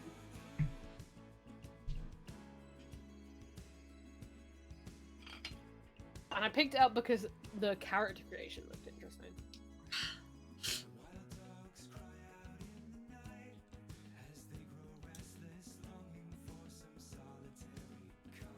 Because, yeah, you start character creation with an 18-year-old character.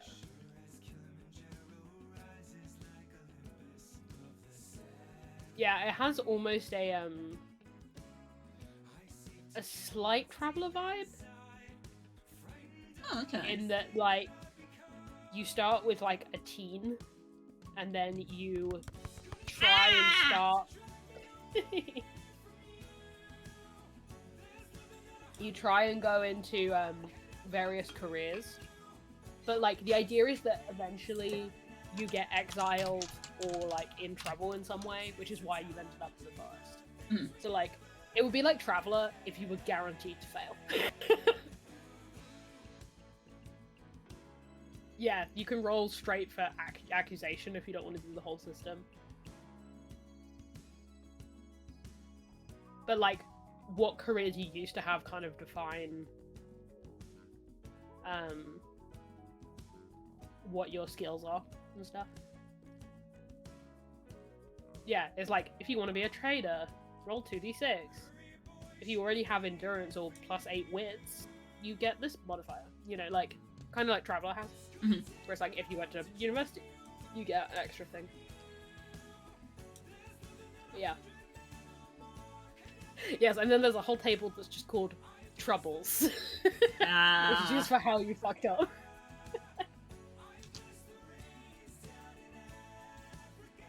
But yeah, I haven't actually looked much at, like, the play.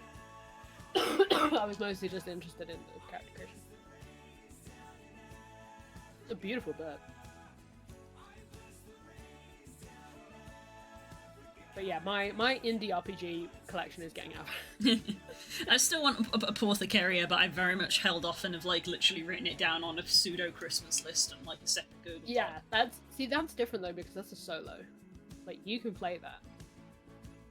All the ones I keep gathering are collaborative. I should say, by the way, this is Robin Hood with magic. It's specifically so better but- Robin Hood.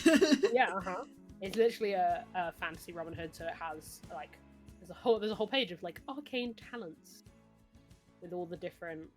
I mean, these are the schools. These are good schools. Some of them are pretty standard. Illusion, necromancy. Okay. Yeah, standard.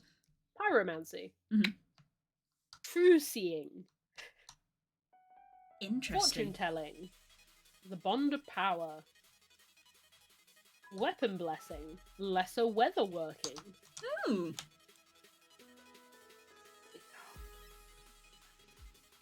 There's also a distinction between arcane and sorcery. Interesting. Might be I guess they consider arcane to be taught, maybe. Yeah.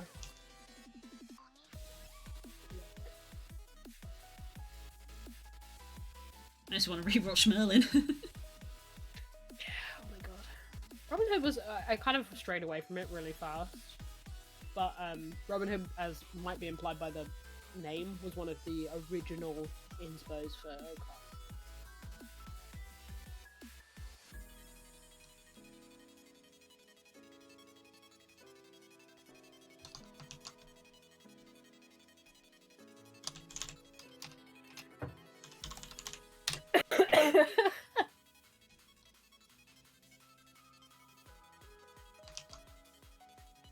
Oh my god. They've got a page which is just the Game Master's Guide to Sherwood, which is basically like the tenets of a tone to set the tone. These are like the tenets you should stick to as a GM. Mhm. And one of them is the forest is the domain of the king, and then written in like handwritten is and the king is an ass.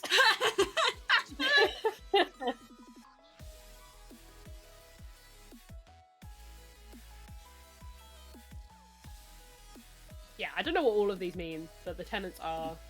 Merlin's part of my Wolf's to watch pile. You can watch it while you play Pokemon.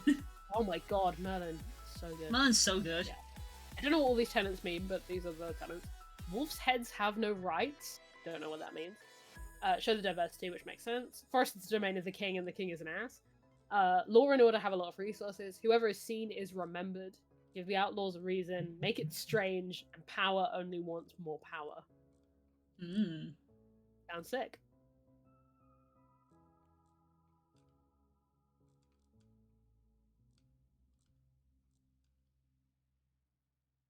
Oh, the whoever is seen is remembered is because this game has a disguise mechanic that's really important. If I'm like, That reads. basically, like if you get seen or caught in this game, it's a big deal. Yeah. It's not like Skyrim guard, like you know, like it's if you get seen and people are like, oh, I know who you are. That's a big problem because all of you are exiles or outlaws for some reason. Oh wait, I know you. Hail Sithis. I just realized that you guys can see a rare appearance of this mug.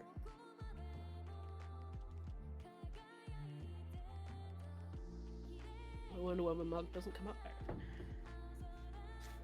Me and my brother recently bonded over the fact that we've got mugs for specific things. And we can't cross-contaminate. Like, I can only drink coffee in this mug. Which is good, because the coffee mug I had at uni broke.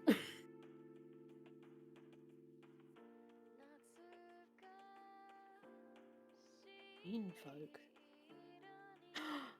Oh, I've had that concept in a thing before. And my mum just texted me. Hang on. Yeah, I wonder why you were looking now. Funnily enough, she's messaged me about Christmas stuff. Oh.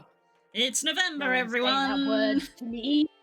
It's Feel November. Halloween in my heart. My mum is a planner. She likes to get stuff sorted in advance. It's valid. It's not her problem that I dislike Christmas somewhat. Oh my god, they've got an inspiration thing. How many of these have I watched or read, do we think?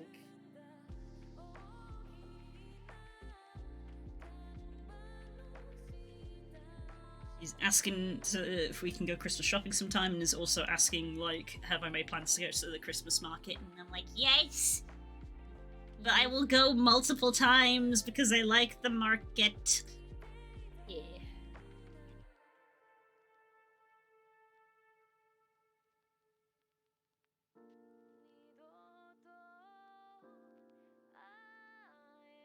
It turns out I've read a lot. I watched a lot of these inspirations. Because this is I hate how many times on this damn stream that I talk about me as a kid. When I used to do the theatre, I did stage management for a production of Robin Hood, and I got very into researching about it. And I had a big folder full of printouts of research that I'd done. And I would give it to people to read between scenes so they could know the historical background for their character. Because I have and always will be a dweeb. I have always been the way that I am.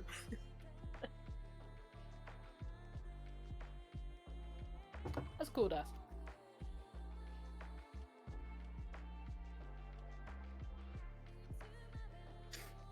Okay, we're good.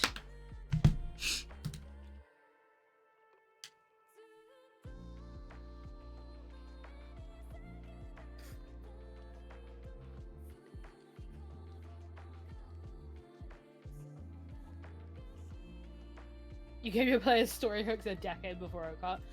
Look, I've been a writer almost my entire life. Almost Story my hooks. entire life. Yeah. For as long as I've been able to write, I have written stories.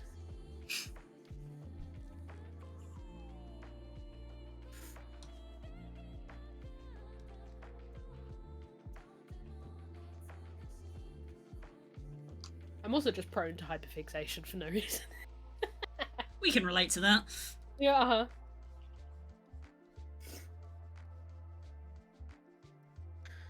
uh-huh. This girl who spent like an entire week copying over a bunch of homebrew Pokemon rules into Roll20 to use and then didn't make a campaign for it. Ugh. I do need to write a list of all the indie RPGs I have, because I need to make a thing of like, if I get some time to like run a 5-session thing, to like post to people and be like, hey, do you want to play any of these? The answer will always be yes. Well, no, but can anyone play any of these? That's a better question. Or does anyone want to? You said Robin Hood inspired OCART a bit. Correct. Who's your Robin Hood and why is it Fenna? It's Fenna. Like... It's not even subtle. It's not subtle. It's not meant to be subtle. Fenna strayed a little bit more, but that was her original concept. Anyway. Well, literally, it was meant to be the Band of Merry Men, right? Like, the base is in the Oakhart Forest. So it was going to be Flair, Fenna, and a couple other people who ended up not being the thing.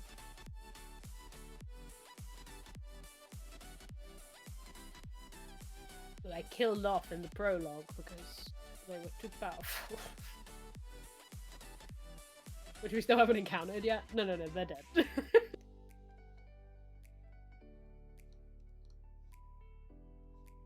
Flair's Friar Tuck, kinda.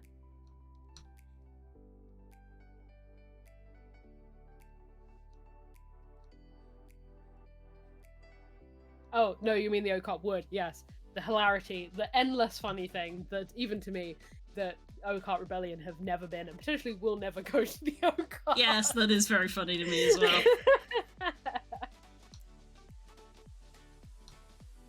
I am thinking about changing the name of the campaign, which I might do at a certain point. But we'll see. You say the Occult Rebellion is just the name of this arc. Yes, Just kind of. rebrand it. You can visit after we save the day. Or I'll find a way to drag you asses there. This is a massive fucking area. I couldn't have made it easier to get. It's huge. It goes over 2 countries. Goes into Aramor like a bit. The Occult is not very subtly inspired by... And this is also funny because this is also inspired by Robin Hood. If anyone remembers the Jet episodes of Avatar. Yep. That woods.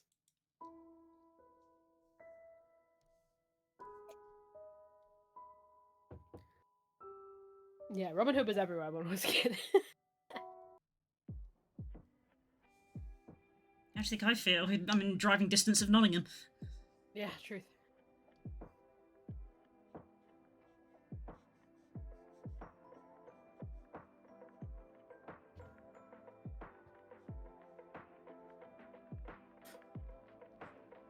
I'm a filthy southerner, you see. I'm where the king's from.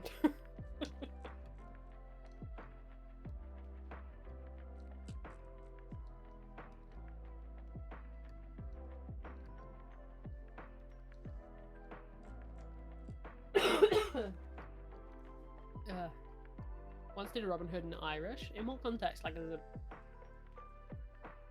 a play or what? Or read it?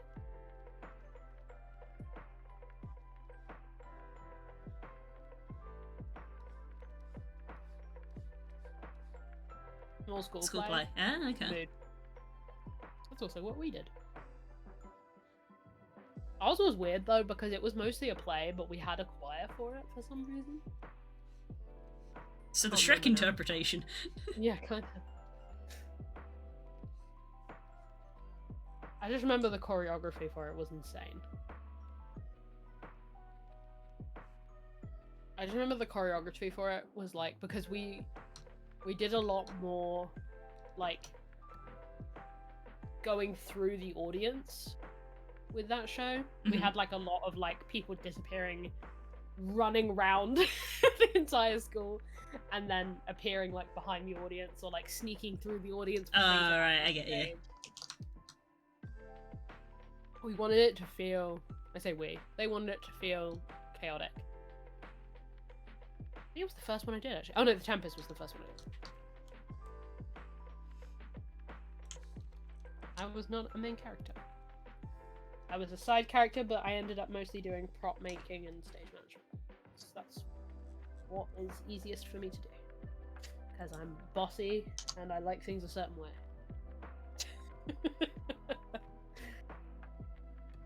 Which is why you should come watch Blue play Dragon Age tomorrow. Nice transition. Oh, no, that's real. Oh dear. Watch me sit there and try not to tell Blue what to do. For legal reasons, that's a joke.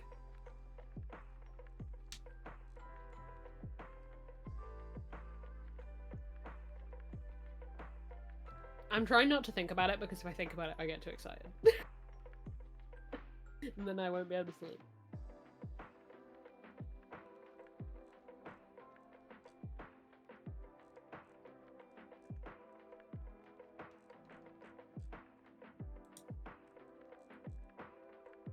Oh gosh, put a hoodie on in a minute. Not because I'm cold, but because I can't stop scratching.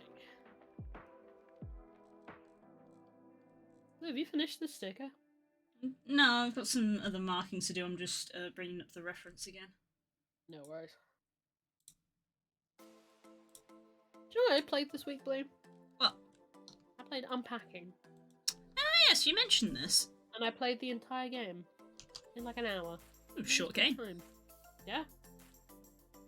Very short game. And it is... I know this is fucking everyone's... This is not a take, this is everyone's opinion on Unpacking. It's the desired effect. It is so effective for a game that has 3 or 4 chapters, and is literally just you unpacking boxes. It is amazing the emotions that it can get you to feel in just that. Not that I was like super emotional, but just like, it's a fun mix of like, it starts in 1997, so it's like a fun mix of like nostalgia and like good story. Even though it has no text really, it's literally just you get a apartment and a bunch of boxes, and you have to put things on shelves and put things in cupboards and unpack this person's life over and over again.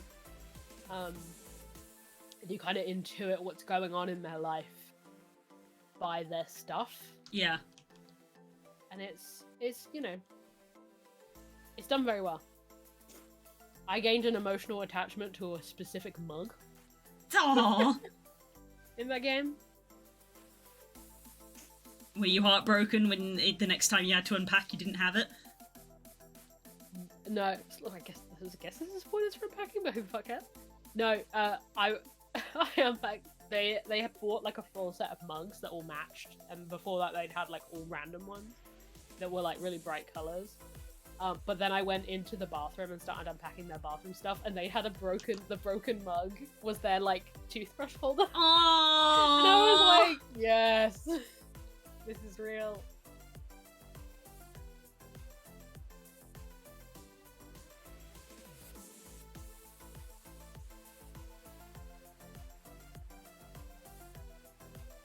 But yeah, it was really funny as well because the character that you are like is the main character. You never meet them. The person whose life you're unboxing is a gamer.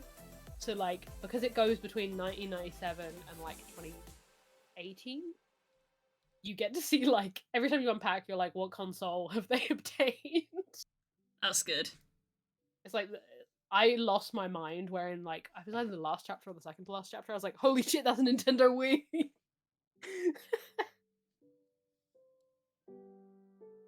Soon is Blood Moon, is it? Like IRL or in game? It was the eclipse yesterday. I didn't see the eclipse, so It's today.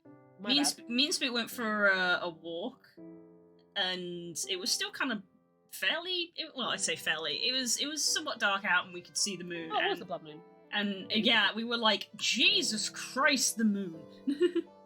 Yeah, it's the last full eclipse until 2025.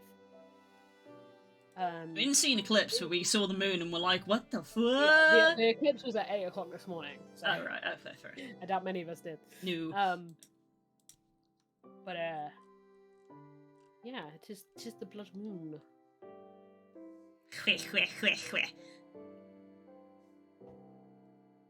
So leave your dice out if you need to bless them. Bold of you to assume that we were all IRL die anymore. I do. I don't. Me. God knows I've got some that need to be cleaned, like spiritually. Because some of these motherfuckers are not rolling right. Spawn rates increase zombies.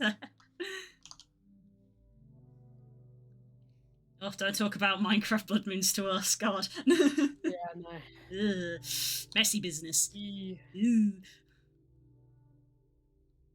Weird, I literally just thought, hey, I wish we had D&T, the moon's beautiful. That moon probably will keep me up all night, because it shines directly on my window. And I live in the woods, so there's no light pollution. Well, there is a bit, but not as much. So the moon keeps me up sometimes. It's like a spotlight in my fucking window. Not that I mind. You could say Blue has a lot to digest about Blood Moons. Somehow that still feels too soon. It's been like 10 years. It's been like fucking 10 years and it does feel too soon. Ooh. Ah. I did a bad. I did a bad thing. I felt bad about the thing that I did. Is that the original? I've always heard the I don't regret this thing at all. Which is the TikTok one.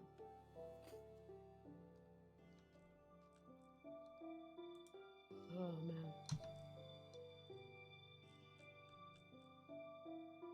man. This is true. It's sad but true. Blue didn't do a bad thing because she don't remember it. It's sad I but do. true. Kels does. A lot of people do. It's called trauma. Yeah. Arguably, there are only two people who don't remember it, and they don't remember it for very different reasons. Because It going was a on. time. Yeah.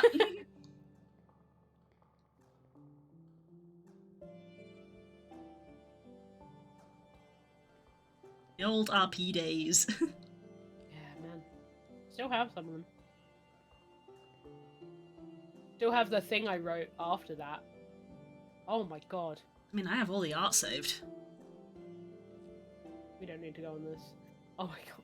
One thing we can tell, chat. I introduced a bunch of people to Monster Camp this week. Oh, that was so fun. Oh god, do you blame yourself? God, that TikTok killed me on site. The audio is so good for so many things. The accident. Guys, I can't get back on TikTok. I can't do it.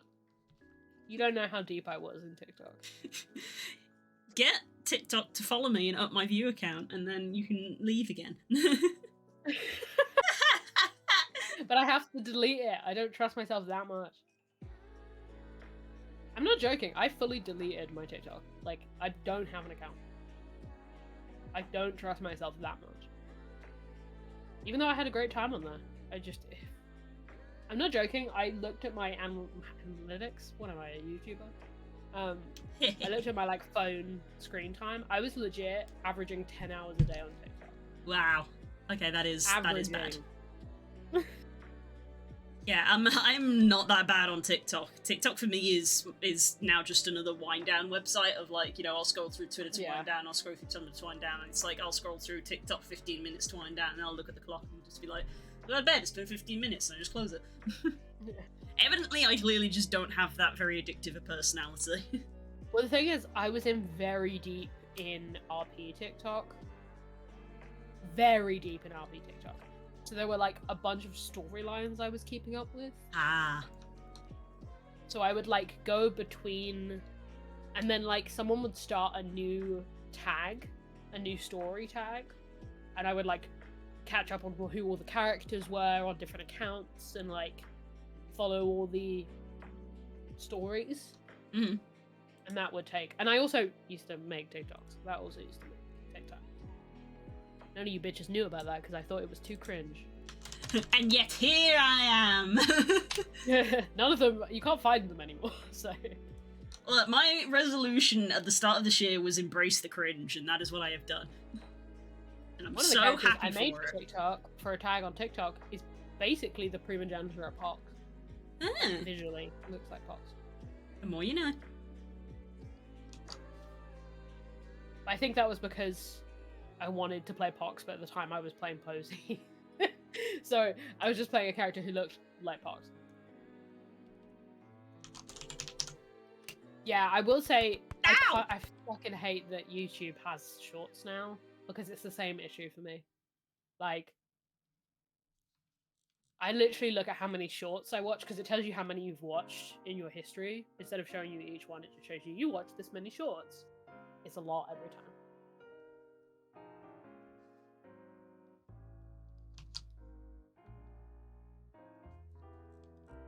And the problem with YouTube as well, because I use YouTube to fall asleep, what I did on TikTok that helped me a lot is you can in your phone put app day limits. That helped me a lot. Most Android phones have it now, where you can put in like blocks. You can use an app for like an hour a day and then it'll block it or whatever. But I can't do that for YouTube because I use it to fall asleep, and I don't know. Sometimes I need like an hour's worth of YouTube video to fall asleep.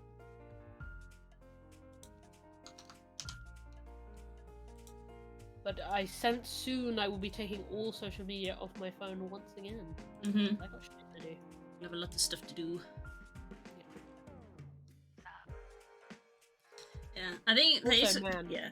What a blissful time of not having social media. Yeah, for you and me, with regards to us, I like obviously I keep saying I want to hang out, but I feel like November may not be a good month for it. But we don't know Spook's availability for December yet, because literally just for December he gets a different rota. Yeah, I can. His regular rota changes, so we literally cannot make plans in December right now for anything. So I'm now going to start being that person. Deadlines are in January. Yeah, every time I feel like Spook comes home, I'm going to start being like, "Have you got your December rota yet? Have you got your December rota yet?" Same. I also use YouTube and Netflix for sleeping. Yeah. I need sound. Well, specifically, I need people talking. Not just any sound. I need talking noises. So I generally go for like stream VODs. Streams I've watched before. I've been alternating between the same like 2 or 3 Secret Sleepover VODs recently. Or, for some reason, I've gone back and watched a bunch of people make games, put out a new video, which made me go back and rewatch a bunch of their older videos. So I've been rewatching their Roblox videos. Did you know what you need for sleeping is finding out parts of the internet are fucked up in ways you didn't? I am. If you want that, the furry community is right there. Trust me, I saw the video on VR Chat. I haven't watched it, but I've seen that it's there.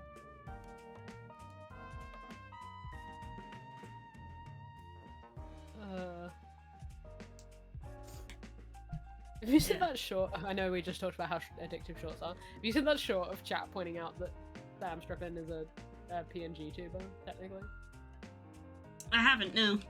It's very funny. Sam was talking, going on this whole thing. You know what Strippin's like, where he's like, he gets on his high horse about something, but for the goof. Yeah. Of like not being a PNG or a VTuber. And then one of his DMs for one of his D&D games came in and was like, actually, we use PNG tubers for all the characters during this D&D game, so technically you've been a PNG tuber for like a year and a half. He just loses it. I'll see if I don't send it to you so you can watch it after the stream, but it's really funny. Tribe quests. Hey, I need to do mine. I'm having this thing at the moment with Final Fantasy where I log into Final Fantasy because I really want to play it, and then I log out because I can't look at what I want to do. Yeah, I'm the opposite. I'm the opposite with Guild Wars at the moment, where I log in and the only thing I want to do is advance the story. Yeah. Well, the thing is, I want that, but I don't have any to advance. I've done it too well. Speaking of, this week there might be more Guild Wars story for me to do, so that might be something that happens on Thursday. Do you know when the Naren Sound Off, when's the next live letter? I think it's this week, right? This week or next week? Which means there'll be a patch soon, because I don't need more shit to do.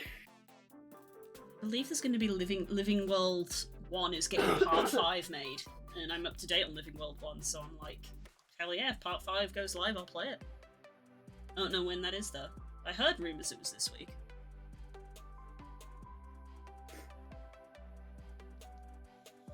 Friday? Oh fuck, then it might be next week. Patch, please don't be next week. Yo, Patch, game devs, you need to be coordinating your game releases more. You gotta think about it. You gotta be coordinating your game releases more, guys. This is like freaking 2022 all over, where every single game came out in March. Oh my god.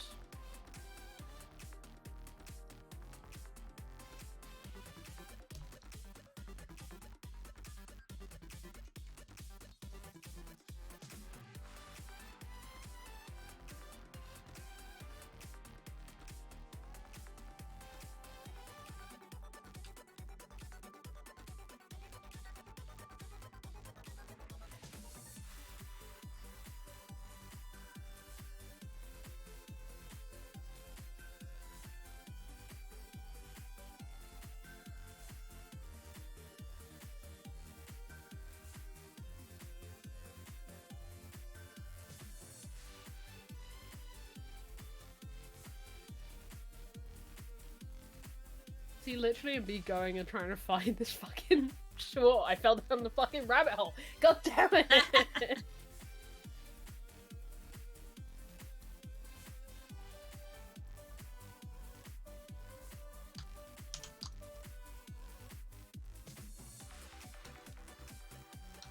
You know what I have had an itch to play though? And this will tell you about how my how me being ill is going. I really want to play Elden Ring. Oh dear. Literally the only reason I haven't been playing Elden Ring, but instead been playing Hades, is because I couldn't be bothered to set up my PS4.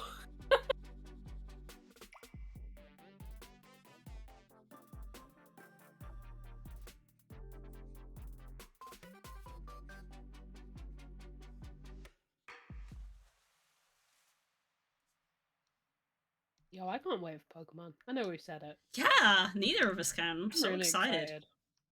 I haven't been this excited about a Pokemon game in a while. It's just like, Every feel- so often, I just like need a Pokemon game to sink my teeth into, and I'm in that phase at exactly the same time a Pokemon game's coming out for once. Nice. For me, I get every Pokemon game like religiously when it comes out. For me, I'm like excited because so many of my friends are also going to be playing it at the same time. Yeah, and we can play it together. Yeah. Yeah. You can't watch this right now, but you can watch that later. But...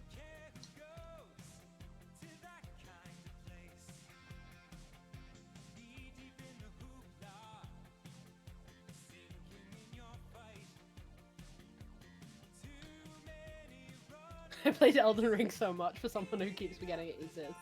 Oh dear. Like most things in my life, I was only reminded of it because SSS started replaying it. They're doing an all NPC run, which is funny because that's basically how I played the game anyway.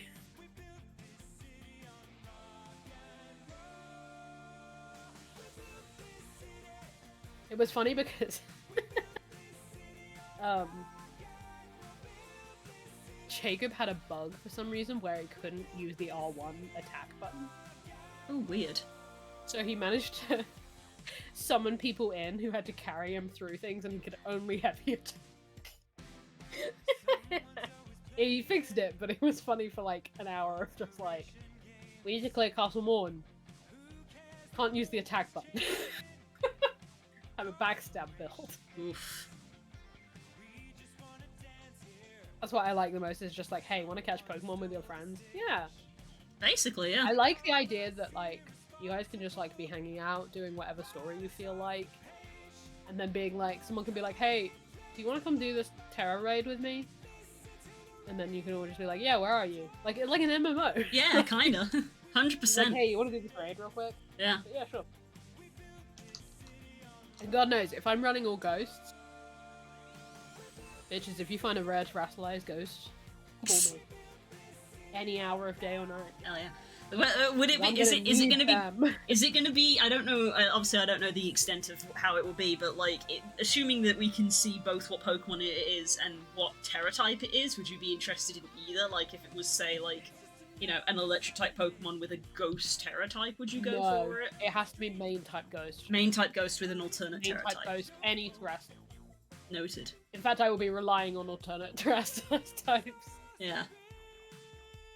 I need to sit down and work out what Terra types I'm looking for. I was gonna drop a little bit of info here. It is something that I learned from the leaks. I don't think it's really spoilery though. If you guys think, feel free to mute for like 5 minutes while I just talk about it. It won't even be that. It's literally like a sentence. Here we go. I have seen that there is a move which will change its type based on your Terra type. Ooh, that's good. Which is going to be obviously very useful. Yeah. The world keeps making this fucking dumb idea I had more feasible, huh? I'd like to take a moment to shout out this piece of my hair that is doing whatever the fuck it wants. It's doing its own thing. What? What is this, your hair? My anime fringe will not be controlled. No, it won't. Just like the Dyna moves. In a way, yeah. It's more akin to Type Null's signature attack. Yeah, I was gonna say. Yeah, Type Null's signature attack will change type based on what Sylvalian's type is, because its whole gimmick is that it'll change type. Like God. Yeah, like it was. Oh, that's why I love Sylvalian Type Null. It's like, you know, they were trying to recreate God, and they just made a little funky dog. It's literally like Frankenstein. It's Frankenstein's monster, the Pokemon. They're trying to the modern Prometheus. And it evolves by a friendship. I care a lot about Sylvalian Type Null. Yep. I'm sad that because it was like so attached to the story of Sun and Moon that it doesn't get a lot of screen time out of that. Because it was so attached to like that organization. Yes. And their specific brand of terribleness. Yeah, I agree. Like, you can get one in Sword and Shield, but it's literally a like a reward at the end, aka Gregor. I could argue aka Tala, but we're not getting into that argument. But yeah, God, I loved him. Yo, the organization in fucking Sun and Moon. That shit wasn't. That was way darker. Shit. That was fucked up. Sun and Moon's story slapped. I'm just gonna say it. It was really good. It was good. My only issue was basically that because of Ultra Sun and Ultra Moon, I had to play through it twice because they didn't. I've really, still not finished Ultra Sun. They didn't really change it between the versions, and at the time, obviously, I did them in for Pokemon fairly quick succession. They were, they weren't very far apart, so it was like, oh, unfortunately, it was kind of just like, oh, you know how you've just completed Sun, play through the entirety of Sun again.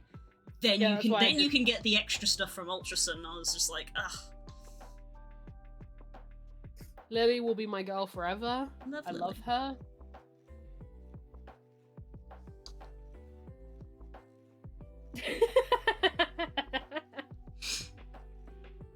Thank you, Nern, for this good joke.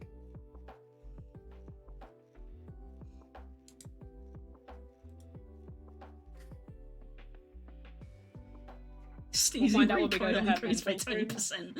I'm so annoyed with myself at the moment because the only stuff I can do in my brain for world building, or like the planning OCART, is stuff for the main plot, not for this fucking vault that you guys are in. Just the shit I need to build because it's more fun. I'm where we are right now. My brain's like, hey, think about the story stuff. It's like, no! I need to finish up this other thing. So we can get back to that.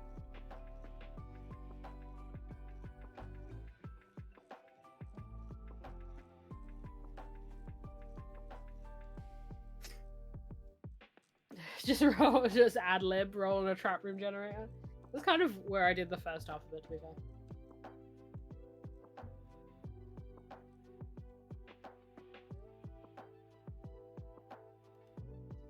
Maybe I'll just do that. Maybe one day I'll get you guys to sit down and I'll literally just pull up a bunch of generators and be like, we're just gonna make this shit up. Yeah. Instead of me trying to sit there and conjure an entire dungeon out of my brain.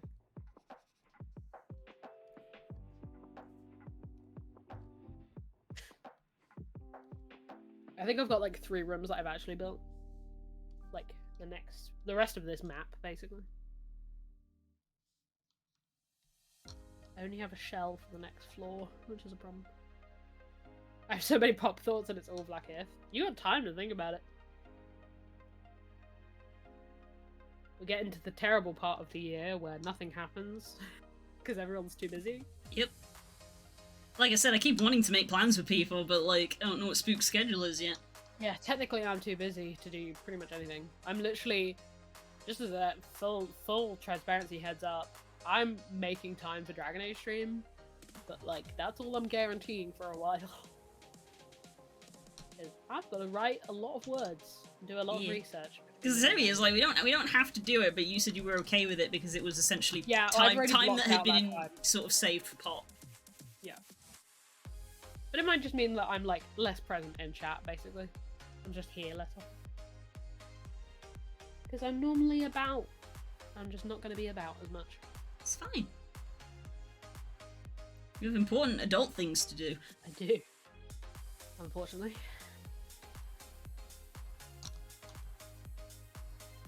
I think everyone's used to that from me around this time of year. I always get It's happened a few times. It's happened at least 3 times. Our mod brackets ban in your absence. We don't need to ban people here. Everybody's chill. Except for bots. No, bots. I was gonna say, you gotta get the lightning bot reflex. Bots aren't people. No.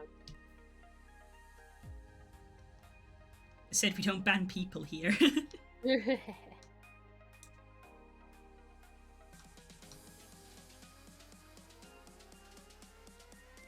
My bot jutsu. I don't know why. I know you meant like. I was thinking of like the Naruto like hand sign.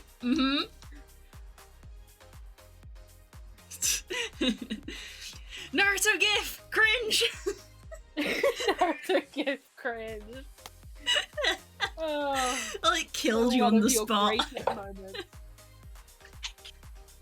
Officially the funniest thing you've ever said to me. It was just so out of left field. You weren't No. expecting No, it out. no. It wasn't the left field. It was the speed. Look, chat. Let me clarify some shit right here. When Like- me and Bloom DM while we're playing D&D, As DM, we mean private message. yes. When we talk during D&D, I message Blue usually within the first hour, and it takes Blue about 30 minutes to get back to me because she's in streamer mode. She doesn't get notifications. Yeah, I'm in streamer mode. It's not me and Kay who are just constantly back and forth because that's how we play D&D. And me, Kay, and Erin just pinging each other constantly in a little triangle. Normally, I ping Blue with no expectation of her responding for a while. I send this fucking Naruto GIF that I don't even consciously realize is Naruto. Immediate! Like, not even long enough that she could have tabbed in. like, immediate Naruto GIF sent, cringe sent. Like, within microseconds. It was like, I was like, literally something in your brain Yep. activated the moment I hit send. Yep. There's no way it could have been a conscious response. It was at the speed. If you've ever watched like the slow-mo guys and they like track how many frames an eye blinks for, like it was like in that bodily like response that can't be thought. It's a true skill to learn to keep a straight face during pop, and none of us have learned it. Mm-hmm. I keep saying we really need a compilation of people laughing at their private messages that is totally unrelated to what is happening in game. As well, we try. We try really hard. So hard to not let it show. Yeah, it's like we don't want to really so derail bad. the game. Like, we we try. We really try. And like most of the time, like I would say of the percentage that we're talking behind the scenes, it's like 80% of all memes goes with like a slight head nod and nothing else. But like every so often, something will just like Slip through. get you, Yeah. and you're like looking dead ahead, and you're like trying to like hold it in your stomach. And the thing is that you know that the person who sent you the message is like Is also staring dying. at your camera. Is just waiting to see your response. You can like feel them staring at you through the camera. You're like making eye contact when you're both deliberately trying not to make eye contact. It's the Nutella all over again. Like, we're God. both sat here trying to eat pancakes, but we can't because the moment we look at a pancake, we think of what was funny, and the fact that we're both trying not to acknowledge it. We genuinely do, Daz. I know it doesn't look like that from your perspective because I can imagine. Yeah. And, like, when there are in-jokes happening while you're DMing, it's always the thing of like when Ali and like in that one episode of Unsleeping City where Ali and Yeah, I've seen that. where Ali and Zach have a joke that happens and Brennan's 2 in the RP and then just turns around and Zach and Ali is sobbing. It's like, I totally get it. But also like we are genuinely trying. Visibly shaking, yeah. Like, I'm really bad at it as well because I will intentionally, I know when I've gone, but like you'll see me just like trying to communicate to usually Kay that I fucking hate him, but I'm like my shoulders just start going. I can see it on camera when I'm going, and I like eat my own lips trying not to laugh. Mm-hmm. When I got Kay recently, yeah.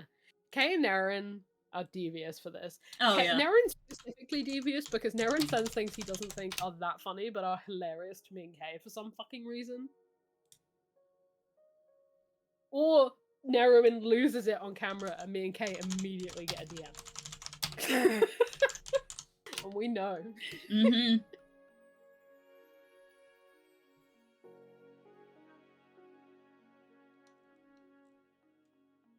I will say as well, me and Kay are usually memeing about what's happening. So it's like, it's not like we're not paying attention. We're not like tapped out. We're usually winding each other up about things we're doing in character. Yeah. And if anything, it's very akin. Quite often, it's very akin to the Nutella thing, where he looked at the jar and you just went stab it, and he just did. It's often things just like immediate gut brain response to something that's happened in game, and then like the moment you read it, it's like, no, don't do that. So it's like, what do we do? And then it's just like, stab him, and it's like, no. Yeah, it's what quite often with me and Kay, we're often like memeing that we're like the devil on the shoulder, and we will like send people messages like, do it, you want to. Give in. And I will say Kay wields this power for good and evil, because Kay goads me into doing things, but also Kay is the first person to back me up when I'm making a character choice that I know I'm not going to enjoy. Or like people are not going to necessarily approve of. Yeah.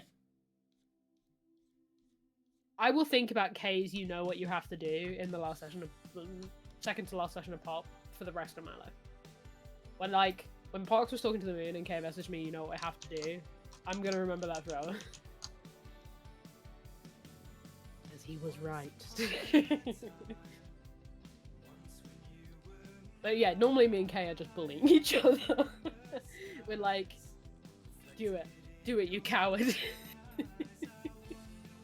Or I'm goading Kay because he's not healing anyone.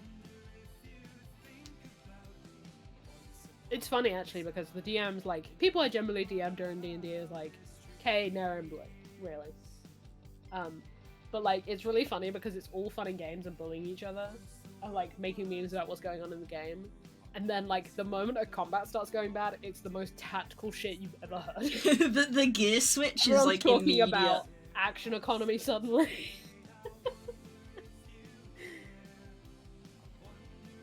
It's just the weird way we pay attention to things. Just to provide, like, ongoing commentary.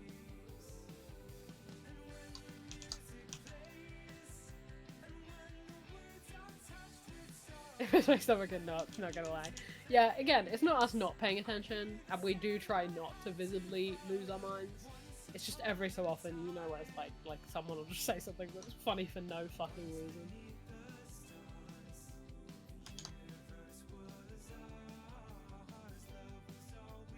Oh, we're never laughing at you. Oh, never. It's usually when other people are RPing. Yeah. Because, like, we're just vibing. So, like, if people are RPing, it's like, time for meme. That's why I frequently post mine and Kay's fucking nonsense in the main chat, because it's just bullshit.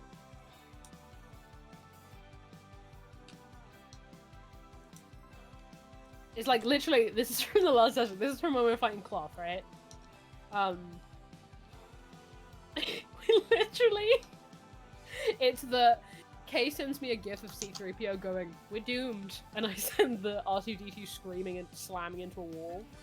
And we're like going back and forth on like Star Wars gifs about us being doomed, and then literally 3 sentences later is us debating about the uses of divine intervention and where we would want to do this fight strategically. Oh.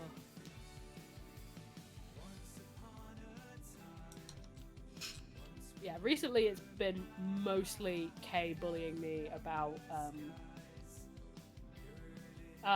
when we were in the PvP scenario. When we were in the grass scenario and I kept giving in to my bloodlust. That's the hecking flip. There we go. What's happening to you there? Doing artist things. Yeah. I know the answer to this, but I have to ask anyway. Did you watch the Dwarfy thing? I didn't know. I didn't have time. Fine. That's fine. I didn't think you did, because you would have mentioned it.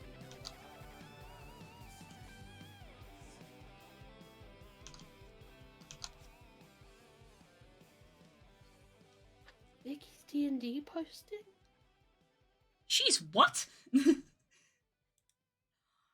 Posted Baby! Turns out everyone in my party forgot I had a healing potion from 8 sessions ago, and somehow I saved my unconscious friend from a hellhound. Aww. She's doing it! My sister's playing D&D!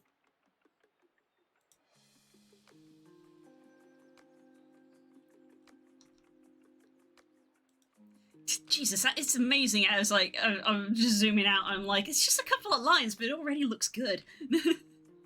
Yeah. Oh yeah. You're doing fucking good work.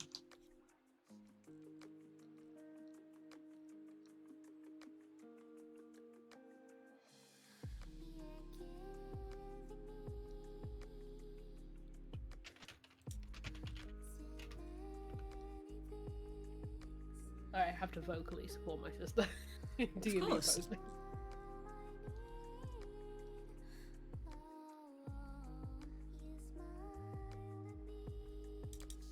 My god, I think... Lou, I think I've just realised something. Do I actually not have any friends who don't play D&D now? No.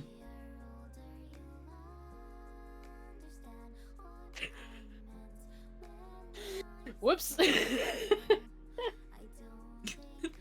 This is gonna sound so pretentious for me to say, but it was literally the first thing that came into my head, is that the only reason I don't have friends who don't play D&D is because I keep making new friends. That is a very you thing to say, though. It was like, all of my friends play D&D, and then I made some new friends and they don't play D&D, and then I'm eventually like, hey, do you guys want to try playing D&D? Yeah, that's the thing. A friend who doesn't play D&D is just a friend who hasn't played D&D yet. Yeah. To be fair, yeah, part of this is my fault. I have introduced many people I know to D&D. I introduced Vicky to D&D. That's fair, I introduced you to D&D. Yep.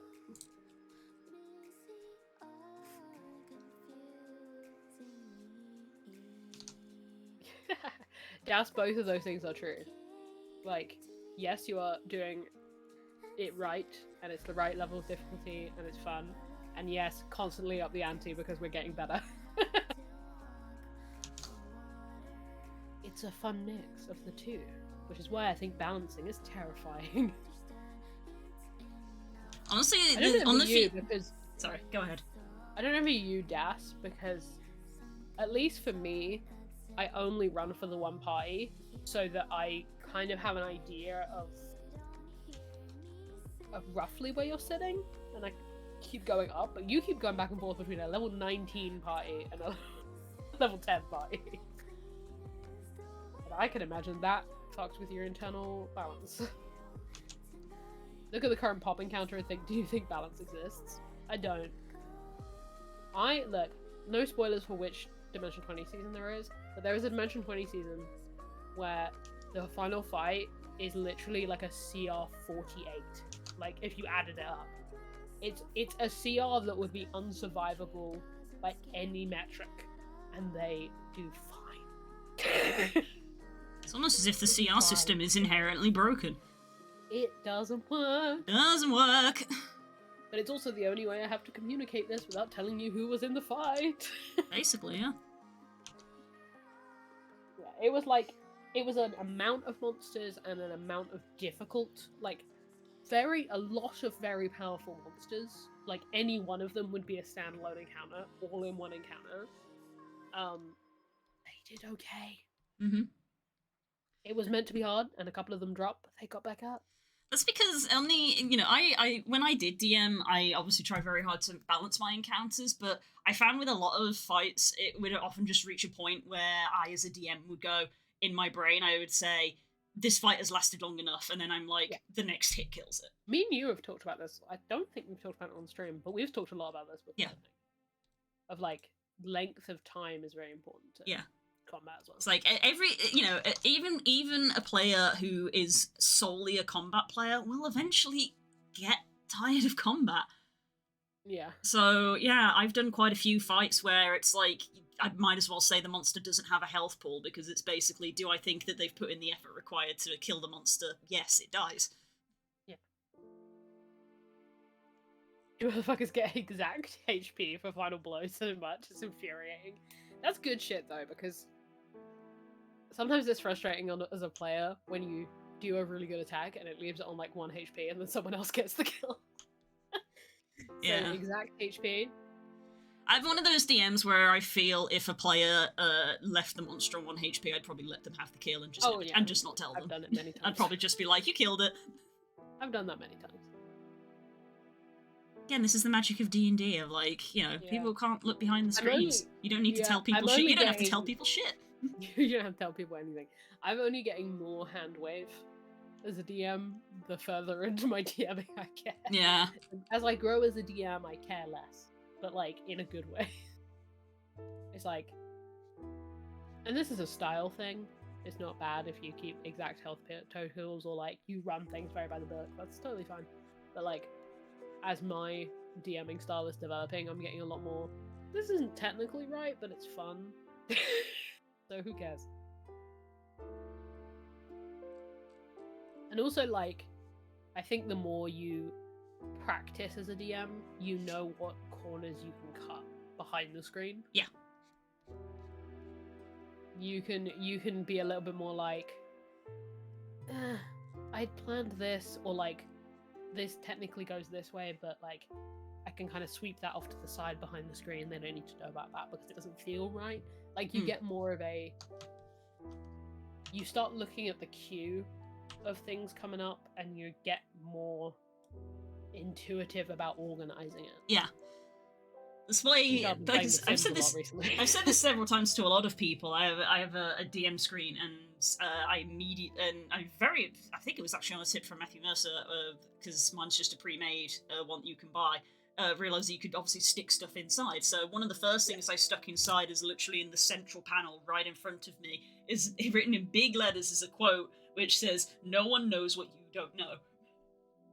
Yep. A big old quote on the inside of my DM screen. And no one knows what you don't say, either.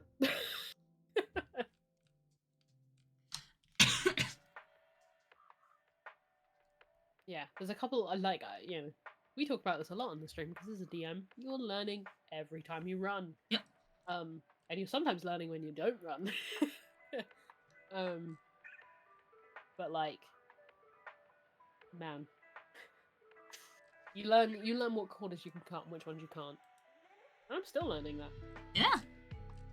I think at the moment I'm in a phase where I'm very much learning about what corners I can't cut, because I think I've gotten into a phase where I'm cutting a lot of corners that I'm starting to be like, oh, I can't cut that one. Nope.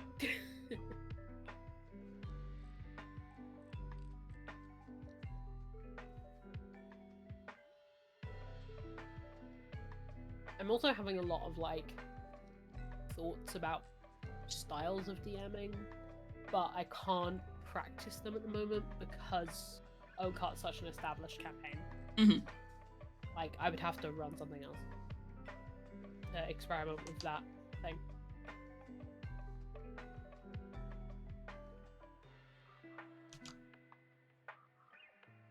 I get that. I genuinely struggle with, you know, the old DMing thing of like, you can spell it out 1,000 times and the player still won't get it. Like, it's so hard. Feeding information to your players is hard. Oh yeah. It's hard. I mean, that's the point of DMing, but it's hard. Yeah, I was literally talking with... Trying not to monologue at your players every session. Yeah.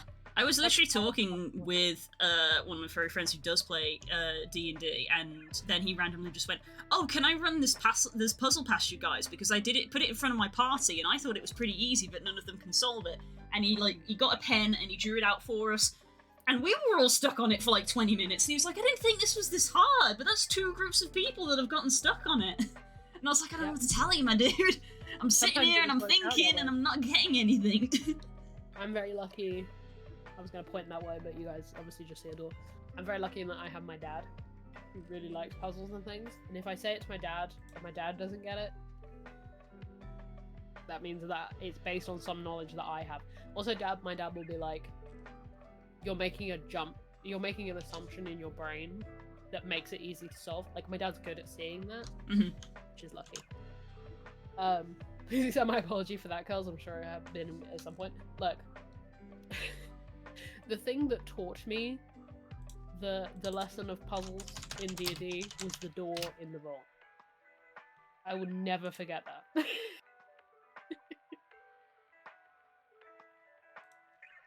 It's just a slightly fancy door. The puzzle's in there, not the door itself. In the room. Just go in. No, you guys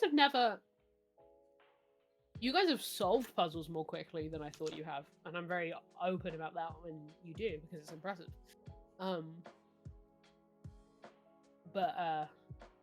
Yeah, no.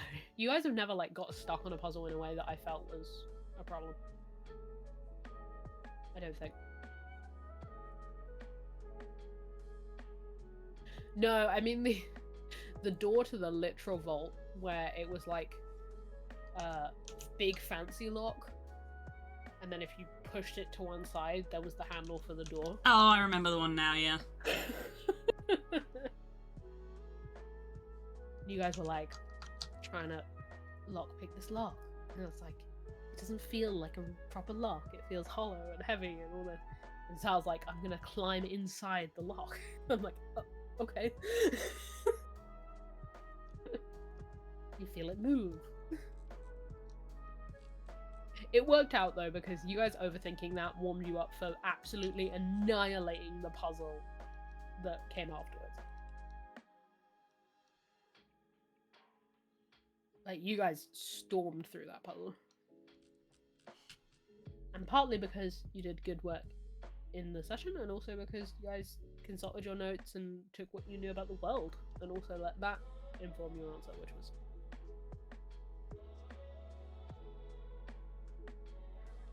We were so close to figuring out Zal's reflection the first time that counted. I take it back, there has been one puzzle. No, that was my bad. Full disclaimer. I realized then, I should have had a sign that you nearly had it, instead of the wrong answer all giving the same result. Like, there should have been a between. I learned that in that session. Also, as a puzzle, that one wasn't very well designed, but there we go. That was a concept that wasn't as fleshed out as the other three. Throwing myself off cliffs for puzzle solving. Hey, it was part of the answer.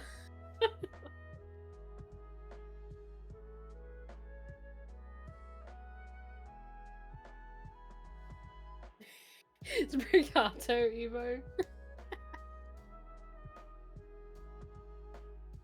Silent Fox, how do you Oh no! how do you plead? That's a joke.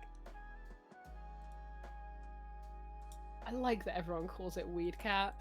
I know, right? You know that the executives at Nintendo were there being like, it's not weed, you stupid stoner!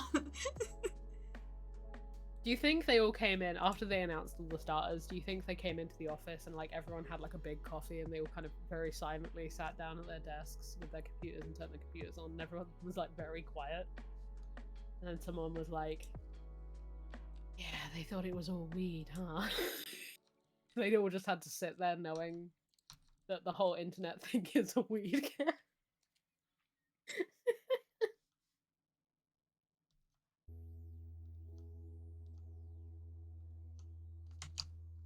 I think a lot recently. I know we've memed about this before because we've brought up the Tumblr post that's like, how did you feel when you turned the camera on?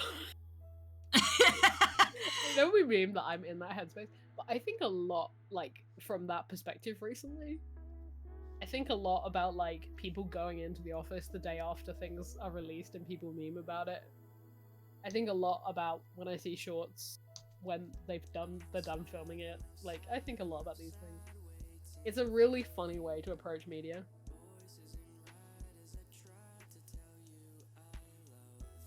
It's like if you approach every TV show by thinking like, what was the 2 seconds after they like yelled cut on this take? Yeah.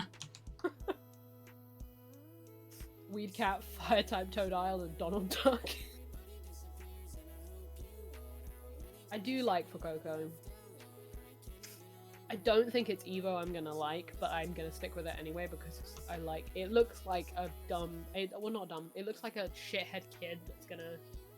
It looks like the Pokemon equivalent of the toddler in the sandpit that takes everyone's toys. It looks like an asshole. And I love that for him. See, because my little guy. Because Totodile is my favorite all time, I am anticipating doing a switch to fire because of Fuecoco.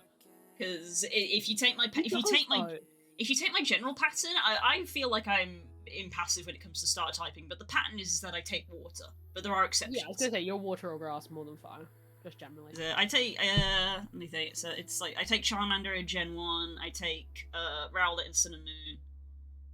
Johto I can technically do any because I love all of them, but Toto is my favorite.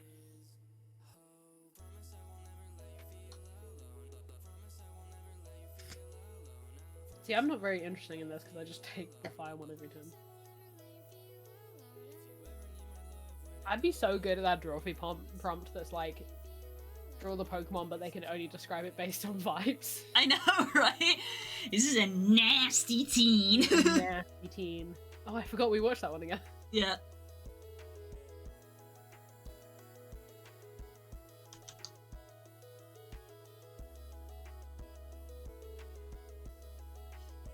Like, literally, I'm looking at an image of all the starters, and there is not a gem where the fire one isn't my favorite.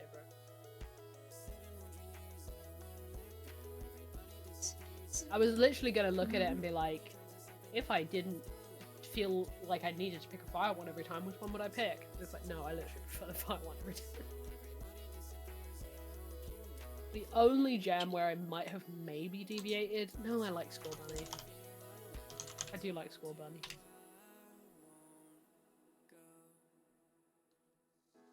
I like Sobble, but for me it looks too much like Piplup. Which I have a vendetta against as a fire trainer.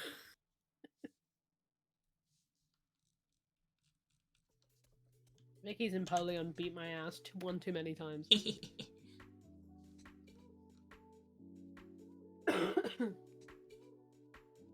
Sobble was a sad boy and needed hugs. Sobble does need hugs. He gets a gun when he grows up though, so he's fine. He deserves it. Sobble's got a gun. Doo-doo-doo-doo. I love that it looks like... You haven't done Rabanasta Lighthouse in Final Fantasy, but in Final Fantasy XIV there literally is a boss that looks exactly like the Gigantamax. And it's just as jarring in that as it is in Pokemon. It's like, what the fuck? That man's got a gun. Oh, a sniper rifle. What the shit?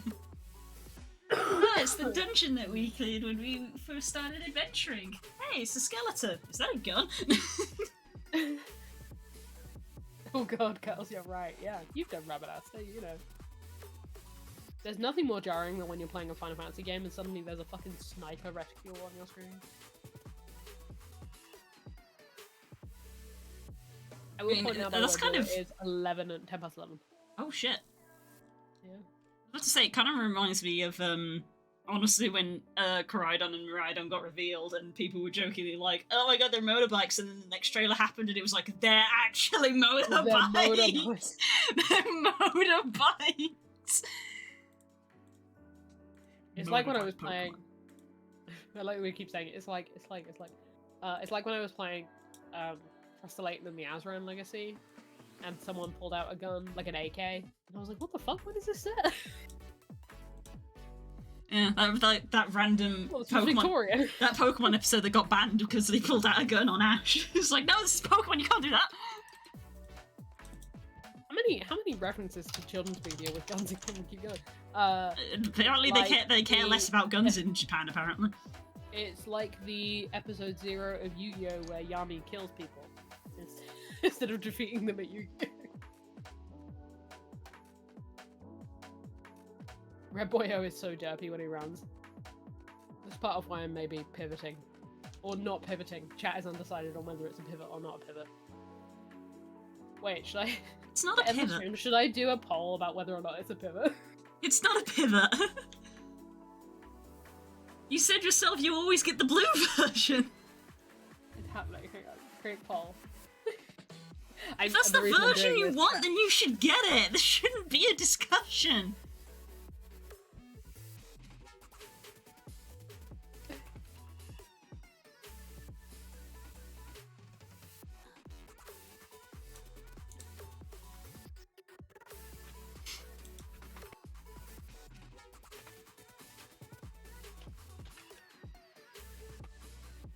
I'm mostly doing this as an excuse to practice making polls for tomorrow, chat.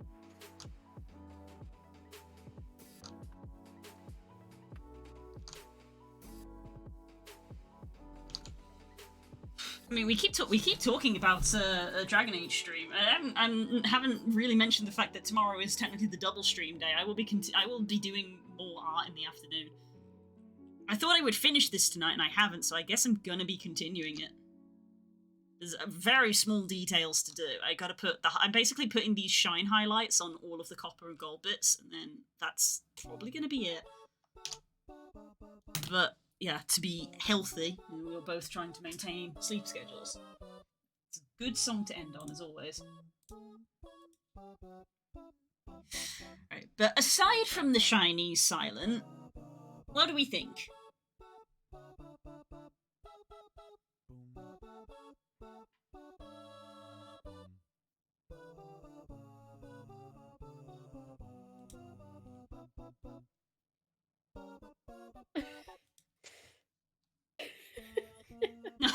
Vote now by typing not a pivot in chat. Oh dear.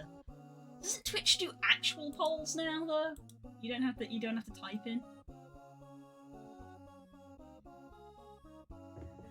It does technically.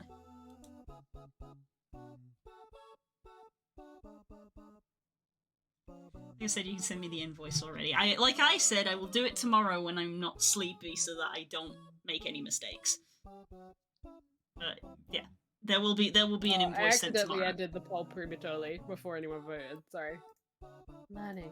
Put that down there. Yeah.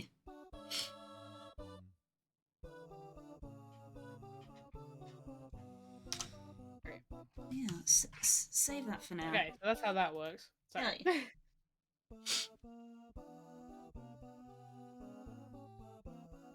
Oh yeah, I can just use the Twitch one now. Great. I didn't know if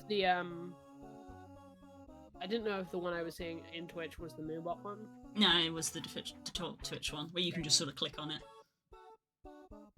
Because now I can just do... Yeah, the Twitch one's good. So excited. I'm glad. I'm excited. I've had a lot of fun making these. Yeah. Are you going to finish these up tomorrow? Sorry, I wasn't paying Yeah, I'm going to finish them off tomorrow. I've got afternoon stream tomorrow starting at 2 o'clock where I will finish them up. And I will not be there because I will be working. But I will be there for Dragon Age stream. I may or may not do themed makeup. I haven't decided. Depends how they'll like. Yes. It's going to be good.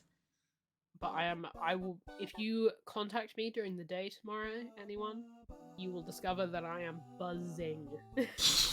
Bless. That I am vibrating out of my skin. I'm so excited. Everyone's very excited. There's a lot of excited energy. I think as well, part of it is that a lot of people haven't replayed Origins recently. So people get to go on the nostalgia trip with you going through it for the first time. It's like a mix of nostalgia for people watching and fun watching you just explore and experience it for the first time. Because we want to do betting on what she does. That's what the polls are for. Yes, that's why I was messing around with polls just now. Yes, as we've said a few times, whenever Curls is going to be running a poll or a prediction, she will instruct me to not look at chat for a while. So, Curls will be fully moderating silent me. on lore. I will be silent on lore, but I will be very active in chat. Curls will be fully moderating me. I will have chat active. I'll have chat on my screen, but if I am instructed to minimize it, I will do so. It's gonna be a fun time. Which means mods are gonna have to work double time. That's fine. Me and Das have already talked about it. Yeah, obviously, if I can, I would like to have chat up regularly because obviously interacting with the streamer. Oh yeah, I'm is not the going to do them primary often reason because streams. they're not like. There's not a lot of moments that are super pollable, but character creation might be a fun one to do. Yeah. Oh, was it? Yeah. Tomorrow's Yeah, probably but going to be yeah, 100% character creation. It will 100% be character creation and intro. So if you've never played a Dragon Age game and you would like an intro, it's the first Dragon Age game, and it's the introduction. So if you really want the ultimate introduction to the series, you get like basically a taster tomorrow. Yeah. Because character creation in and of itself won't take very long, but the background will. Yeah, I'm excited. Anyway, Very we need to end the stream. Yes, we need to end the stream. Right, I'm gonna go to bed. Yeah, I'll see you guys tomorrow. I'll see you at 2 o'clock in the afternoon, and then we'll stop for food, and then we'll see you again at approximately 8 o'clock, half 8. It's gonna be a similar time that we started tonight, basically. Yeah. So, you know, if you were here tonight, you can be there tomorrow. And it'll be a similar time window. You can see the schedule. I've updated it. You know how this goes. You know this. We've been doing this for a while now. Right, stop the music. Right. Okay. Right. Peace out, everybody. Love you all very much. We will hopefully see you tomorrow. I will be streaming other days of the week. You can see the schedule down below. I'm suddenly now really tired because the adrenaline has suddenly worn off. So, yeah.